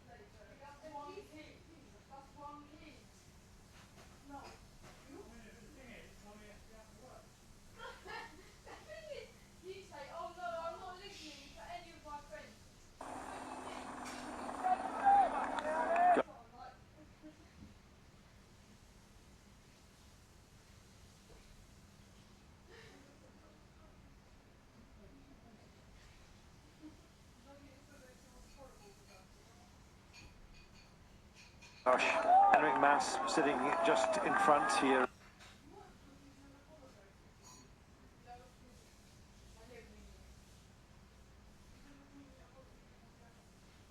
Of Primoz Roglic, Carapaz has made sure that he's not going to miss out. He drifted to the centre of the road. Landa very much involved here. It's going to be a question of all of those principles against each other, and Ben O'Connor's doing a fantastic job. So is Sivakov, as we join up with him now at the front.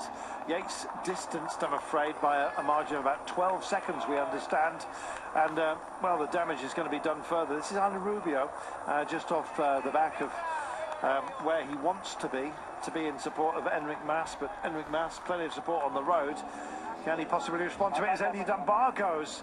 Well, he's been anonymous, I think, within that group, hiding in full view, I think it's fair to say. And he is of no threat to anyone around him. But right now, he threatens to snaffle a stage victory, Sean. Fabulous. Yes, a good attack.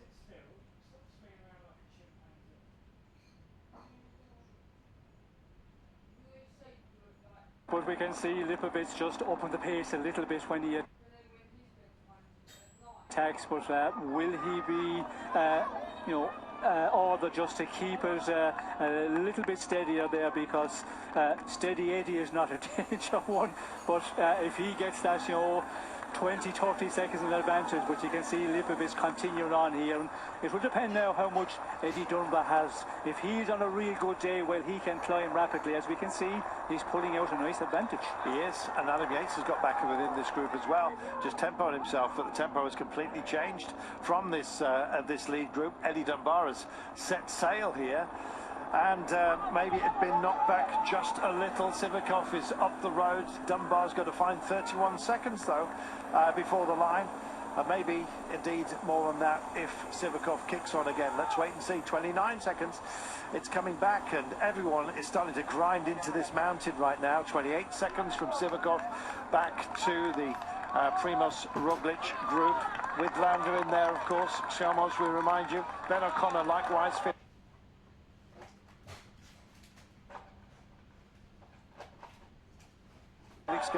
It's also part of the game, so is Godu.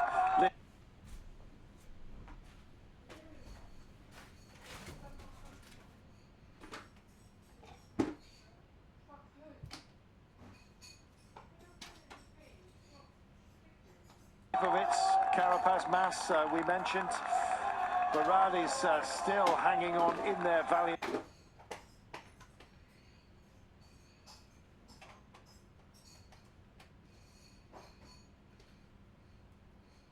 As well for Equipo Kern Farm and the way they've been riding.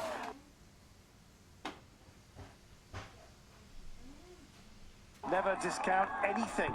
It's what you said, Robbie. You can't count anyone out until you count him back from the line.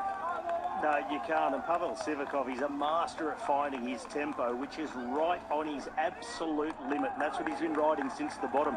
You see it go quicker and then a bit slower in the bunch. He got brought back a little bit, took back another 5 or 6 seconds when Lipovic came to the front.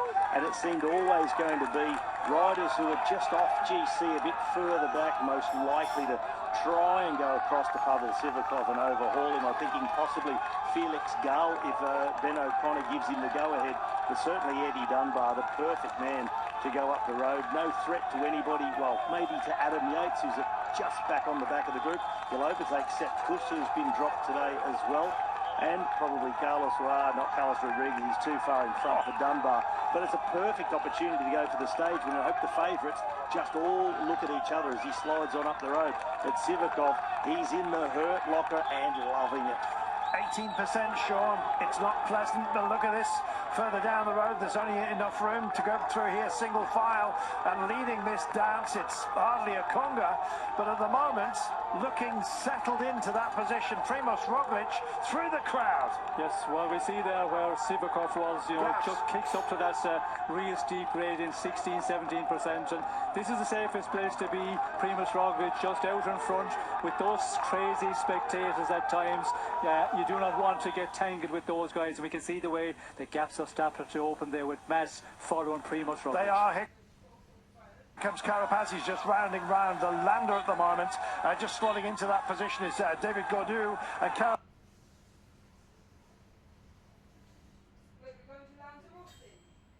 looking for a bit of space. The crowd acknowledge that and indeed move to one side, and Carapaz is going to drag Gaudu back up into position here by the looks of things. Let's have a look. It's Adam Yates just off the back, looking in the back wheel of Barade, who's also starting to find himself with a gap ahead of him. Primoz Roglic with Mass upon his wheel. This is of course David Gaudu of Groupama just sailing into that position, but Carapaz is screened from you at the moment. The man in pink has also set himself a margin. Land has been found out. Little gap back down to Ben O'Connor as well here. We'll make a count of all of this a little bit later on in the day, and Roglic has a look at Mas as he sails by him. There goes Carapaz. Is he going to slot into this little quartet in front of David Gaudu? And that's exactly where he finds a little bit of comfort, if you can find any on this mountain. Landa just tempoing out of the saddle, plugs himself back in, and still out front is Sivakov with a margin on Eddie Dunbar, who's trying to close down. Can't see Dunbar at the moment. Don't know whether he's been lost in the crowd, but my goodness, this is getting very tight at the top. Very selective, Robbie. Yeah, bad news for Sivakov that the favourites are starting to push. Eddie Dunbar getting very, very close to Sivakov. He takes a little look over his shoulder. You'll see Primoz Roglic, Gaudu, Carapaz, Enric Mas, Landa just off, Ben O'Connor just scrambling back towards the wheels. And a moment ago, Mas went to the front and pushed on, and then turned around, pointed at the others, started having a conversation. It's in his own interest to push on. He's got 22 seconds to make up on Ben O'Connor to overhaul him for second on GC. Is back here in the white jersey competition. Now Schjelmusse in front of Lipovic is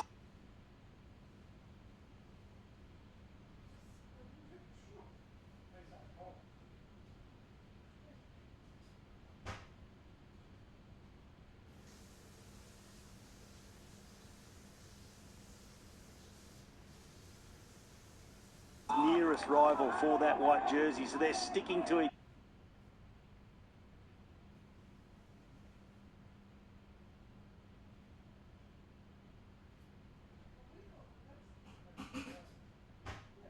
Each other like glue. Gaudu looks over the shoulder.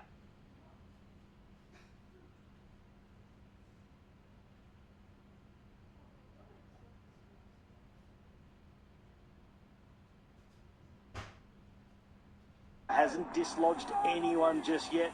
There's another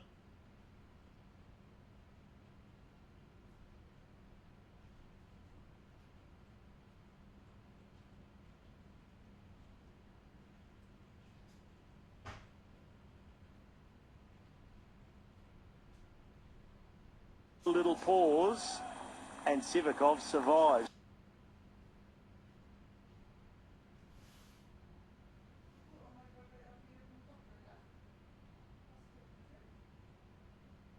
For now. Goodness me.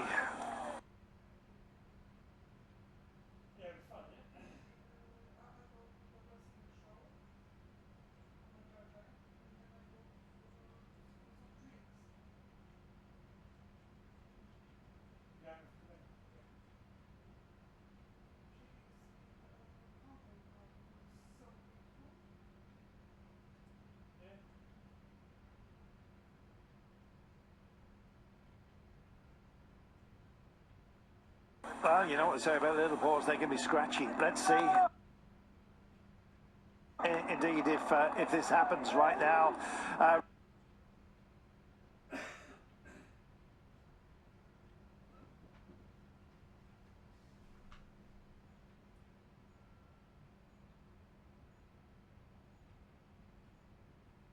Roglic checks back. He's looking into everybody's faces around. You know, our internet's so bad, it won't even play the video. Him. He also wants to see who's behind him, and indeed he sees that Ben O'Connor has managed to battle himself back on. Brilliant. So has Eddie Dunbar. He's got back to Sivakov here, or got up to him, I should say, and it says 13 seconds. I don't think it's that big a margin to the red jersey and Primož Roglic at the moment. Still to be played out, 3.4 kilometres, Sean. Yes, and Primož Roglic is just waiting here. As we can see, Dunbar is back in the wheel of Sivakov, but we can see Gaudu is riding there. And he is riding because he wants to take time from some of the riders behind Skelmos, but he's a long ways down, so he should not be panicking, and that is for the time trial. But we can see here he's going to put in another effort to see can he break Carapaz, who is just ahead of him in the GC standings. But Carapaz fourth in GC, Gaudu in fifth. They are just marking each other here now on this final climb. 3.3 to go.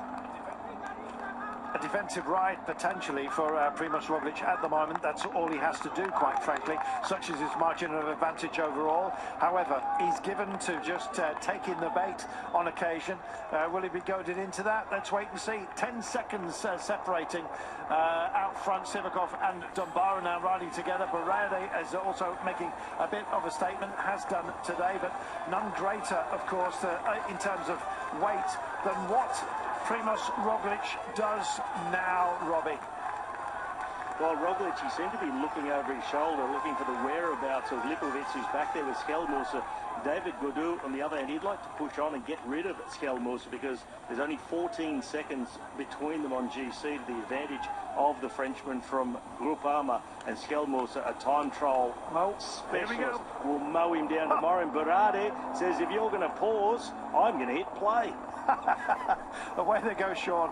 They've been such a brilliant team, haven't they? Yes, well, a perfect opportunity there. Just slow down a little bit and try a look and see when they start looking at each other. But Gaudu is pushing on here, and he's the one looking good, but still 2.9 to go, and they're marking each other a bit here. And in the meantime, we can see Ben O'Connor. He's still on here in the group of the favourites, so that is a real good ride for him. Now he has to really dig deep in this 2.8. We did see yesterday when it kicked off in the end, he struggled in that final 1,500 metres, 2 kilometres to the finish. But we can see Gaudu is the one who is pulling away here, and he's going to join Dunbar and Sivakov pretty quickly. Dunbar's left Sivakov behind. He's gone. He's kicked off. There's a gap there, and indeed they're starting to be magnified a little bit further behind as well. Berardi just can't hold the wheel for the time being of Gaudu, who's kicking on for positions overall. 23-22 seconds. Eddie Dunbar might well make this stick at the moment. And here is Roglic, and he's kicked on as well. Carapaz for company. Mas likewise. And this is a gap now opening up just a little bit to Ben O'Connor. Mas picks it up. He goes for it. Roglic now will sail on the back wheels of this duo, who are kind of thinking about second place in this race. Well, it's owned at the moment by Ben O'Connor, for goodness sake, who's still keeping up for it. Here is Mas. Carapaz and Mas were thinking about bonus seconds. Maybe we will be thinking about even more further up the road, but first they've got to get Eddie Dunbar if they want those, for goodness sake, or at least the lion's share of them. There is an opening chasm now between Ben O'Connor, Mas, and indeed Roglic, but still kicking off here and going for it again. Berardi picking up. He's showing some super metal. He goes round Sivakov, it's been dropped by Eddie Dunbar, and it could be a shootout between the pair of them. It does level out at the top, this one, Sean. Yes, well, we can see there Mas is pushing on immediately. Primož Roglic reacts and just comes over the top here, and this is going to be a big one for Dunbar to hold on here. 14 seconds, 2.4 to go. We can see Ben O'Connor has just lost a bit of ground there, but he has Phyllis Gall, who is doing a great job keeping the momentum going there. As we can see just in the background, the two riders from Decathlon. It's all happening in this finals line here today. Alarm bells now for Carapaz, who tries to get back and involved, and he's going to tempo his way on. Roglic fully aware of where he is there as they suddenly round here. Barade, he's on the back wheel of Mas. Total drama here, Robbie. And Roglic's just content to follow everybody else. He's made a few accelerations, but when the attacks come, he's just sticking to the wheels. Eddie Dunbar, well, he's just trying to hang on for it, seeing Gaudu come at him, and Gaudu in turn sees Mas looming up behind him. It's not just about the time they can win, but everybody would love a stage win. Last chance saloon for a stage for some. It might well be repeating the feat for others. Let's wait and see. Dunbar out of the saddle right now. On his case is David Gaudu from Groupama Francis Niger. Mas just holding station at the moment.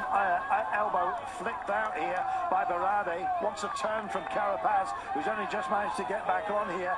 Roglic now just starts to tempo his way potentially away from Carapaz and maybe away from Mas as well. Can't shake him just for the time being. Doesn't have to, quite frankly.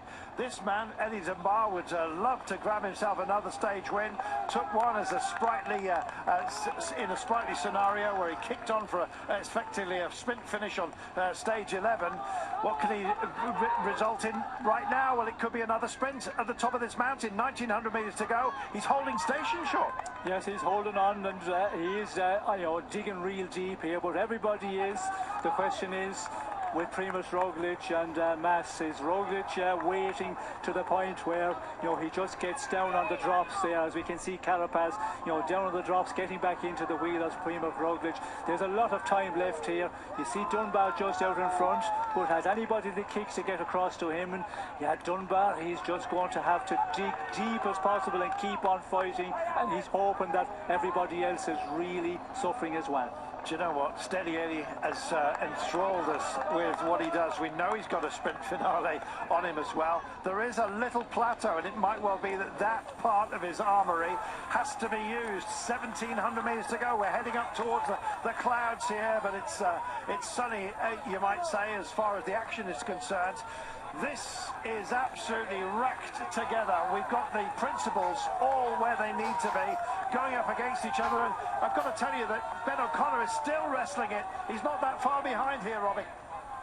And he's still just hanging in to that virtual second place overall ahead of Enric Mas, who needs 22 seconds to overhaul Ben O'Connor on GC. But O'Connor, along with his teammate Felix Gall, they are riding their own tempo. They're keeping them in their sights. And all the others, they seem to be just looking at each other a little bit, starting to fox ever so slightly. Roglic swings across and leaves it to Mas because Roglic knows the score. Mas needs the time. Roglic is in control. He's letting everybody else do the work. But Eddie the Eagle soars into the clouds and he's going further away. He is. Well, it's 13 seconds at the moment. Keep your eyes locked upon that clock. This is down to Mas to find the time. He's looking for bonus seconds as well as a gap if he can possibly find one. Carapaz tempted to come through as they head into the cloud here. This is absolutely magnificent. You couldn't get more drama, quite frankly. Landa, O'Connor, Gall and Barade. We're looking at that particular group right now. They sit at a 10-second margin. So as it stands right now, Ben O'Connor is going to be in a happy place. You've got to factor in bonus seconds indeed, if indeed they matter. It's Flamme Rouge coming up for Eddie Dunbar. As soon as that happens, he's got a couple of S-bends to take on. And the road is going to snake in front of him, but 10 seconds, 9 seconds, can't decide what the gap is. Back up to 11. Surely the clock is just needs a tap on the side. Somebody as well at the side of their head they're going to be tapping. Got to use your noggin. And Eddie Dunbar at the moment is using his and his legs and everything else. He's going for it, Robbie. And the others pause behind. Mas pulls across because he knows that O'Connor has just come back. He says, well, someone else do a turn. Carapaz rolls through, but this is the pause that Eddie Dunbar needs to stay out of reach. He's within the final kilometre. Landa and Barade come back as well. This pause could be the winning moment for Eddie Dunbar. There he rides into the distance. Sean, a massive moment for Eddie. Yes. He's got it within his hands here. 15 seconds. Yes, it's going to be an interesting one now. Is this 30 meters to go? This advantage looking good, but if somebody really kicks off, they could come back very quickly. But we did see that looking, and that's helped Dunbar to pull out another number of seconds. Great ride by the Irishman. Oh my goodness, and back here they've all neutralised each other, the main favourites. It looks like they're going to be locked together for it, as far as the times we're concerned from the beginning of the day. It's been a huge day as well. It's a massive day for this man. He's heading for a second stage victory by the look of him. 16 seconds, nobody wants to take it on just for now, and I doubt they've got the legs to do it, for goodness sake. It's been such a race with so many battles that have raged between the favourites, and now it is Roglic maybe as a heartbreaker that comes through on the inside here. He doesn't have to snuff this one out. Eddie Dunbar may well carry it home, but he's still got 500 metres to kill. Could he get there, Sean? It looks like it. Yes, it looks like it, and we can see Mass just giving the hand signal there to the others to come through here. Roglic on the front looking around. He's not going to, to take it up. Is he going to maybe do a sprint in the last number of metres? But Landa goes here. He does, and this could be the heartbreak for the Irishman. Has he got enough time to get back at Eddie Dunbar, who's often in the clouds? Landa needs something out of this race more than his position overall. Had a disastrous day the other day and lost so much ground, nudged out of the top 10, and right now he wants this stage victory. He's won up here before in Burgos, don't forget, but he's got to catch Dunbar, and Steady Eddie at the moment is still going, and Landa looks like he's gone pop. That was his big push. Oh, they've got to fight through the crowds and anything else. You can barely see the road at the moment, but there is one up ahead of Eddie Dunbar, and he just needs to keep his head and go for it, and he's doing it right now. Still looks fresh. 300 metres to go. It can still go away from him, but will it?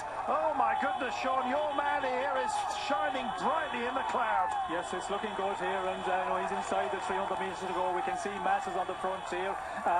He should be able to hold on. Hopefully he has just got that just enough power to cling on here and take the stage win. Wow, here he comes, Eddie Dunbar. This is amazing. He's had himself a stage win. He did that in a sprint. Right now he's just got to carry this to the line. He double checks over his shoulder. He's realising that this is going to come his way. Steady Eddie, steady as you like, brings the ship home. Absolutely fantastic. Eddie Bar none is your man. Wow, he's brought it home. Second stage win for Eddie Dunbar, and now the seconds count back. Bonus is up for grabs here as well, and Enric Mas takes a few. Count the seconds back as well. Bonus seconds for Roglic, none for Carapaz. Found himself hampered. Brave ride as well from Barade, and indeed, of course, for the mighty Ben O'Connor. We'll see what the gaps are. Phenomenal in so many ways. Godot crosses the line. Landa almost falls over it here, wondering what might have been. An amazing day of racing. Robbie McEwen. Eddie done good. Eddie done brilliantly. Eddie Dunbar. What a ride for the Irishman. Went when nobody else would. Maybe nobody else could. And he just held them off. Incredible. Your man. Yes, well, what a performance by Eddie. We did see in the last number of days, he was there in the finals, the uphill finishes, looking to, getting better as this race went on. And today, he gambled from quite a long ways out, and yeah, what a ride there. That was a strong ride in the final couple of kilometres, because there was a lot of the big favourites here, really pushing on.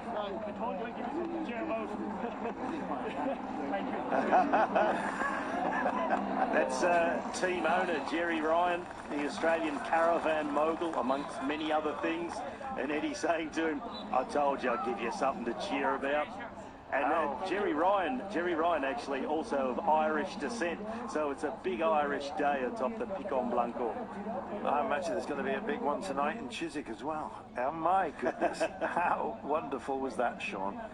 Yes, well,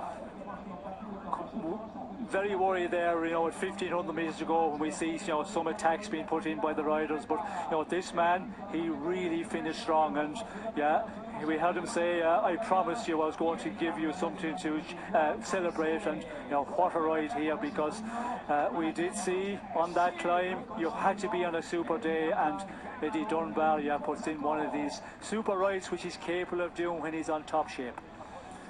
Oh my goodness, Irish eyes are bound to be smiling.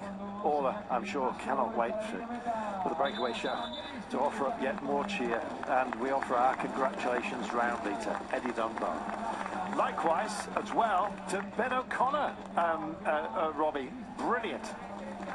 Yeah, a really good defence of his second place. I mean, he lost some time to Enric Mas, who also took 6 seconds bonus over O'Connor. We'll just wait to see what the wash-up is at the end of that. But I can tell O'Connor you, be really, really close. So let us have it. What's going to be the deficit? 2 minutes and 2 to Primož Roglic, but Ben O'Connor heads Enric Mas by a margin of 9 seconds. So O'Connor stays in the frame. Here is how the day ended. This Eddie Dunbar taking it. Enric Mas coming home in second place at 7 seconds in margin. Gets himself 6 bonus seconds. Roglic finishing third ahead of Carapaz, who loses ground today. Oh, would you believe it? Eddie Dunbar with another stage win at this Vuelta a España. He's waited 2 years for a road win. And now it's been 2 in 9 days. A phenomenal Vuelta for the Irishman. A phenomenal week in his career. And what a way to finish off his Vuelta a España, Adam. I mean, unbelievable. I think the last win that Eddie had here was a completely different way to what he had here. And Eddie has been chomping at the bit between GC and going for stages like this, as we discussed last time. And I think this will mean more to him, that not only has he climbed with the best, he's dropped the best. And yes, there was a GC battle behind, but I think that will establish the way that Eddie wants to go, that he can climb with these guys on stage 20 of a Vuelta on one of the hardest days, and being able to do what he did. He will move on now. He will progress now in cycling. The confidence and the morale that he'll take from that will carry him into the next year. It's just simply amazing from Eddie, and very well calculated as well. Yeah, I mean, he looked cool as a cucumber, more so than us watching, Danny, and I'd be hard-pressed, I think, to find any neutral fan of cycling who wasn't doing exactly as we were.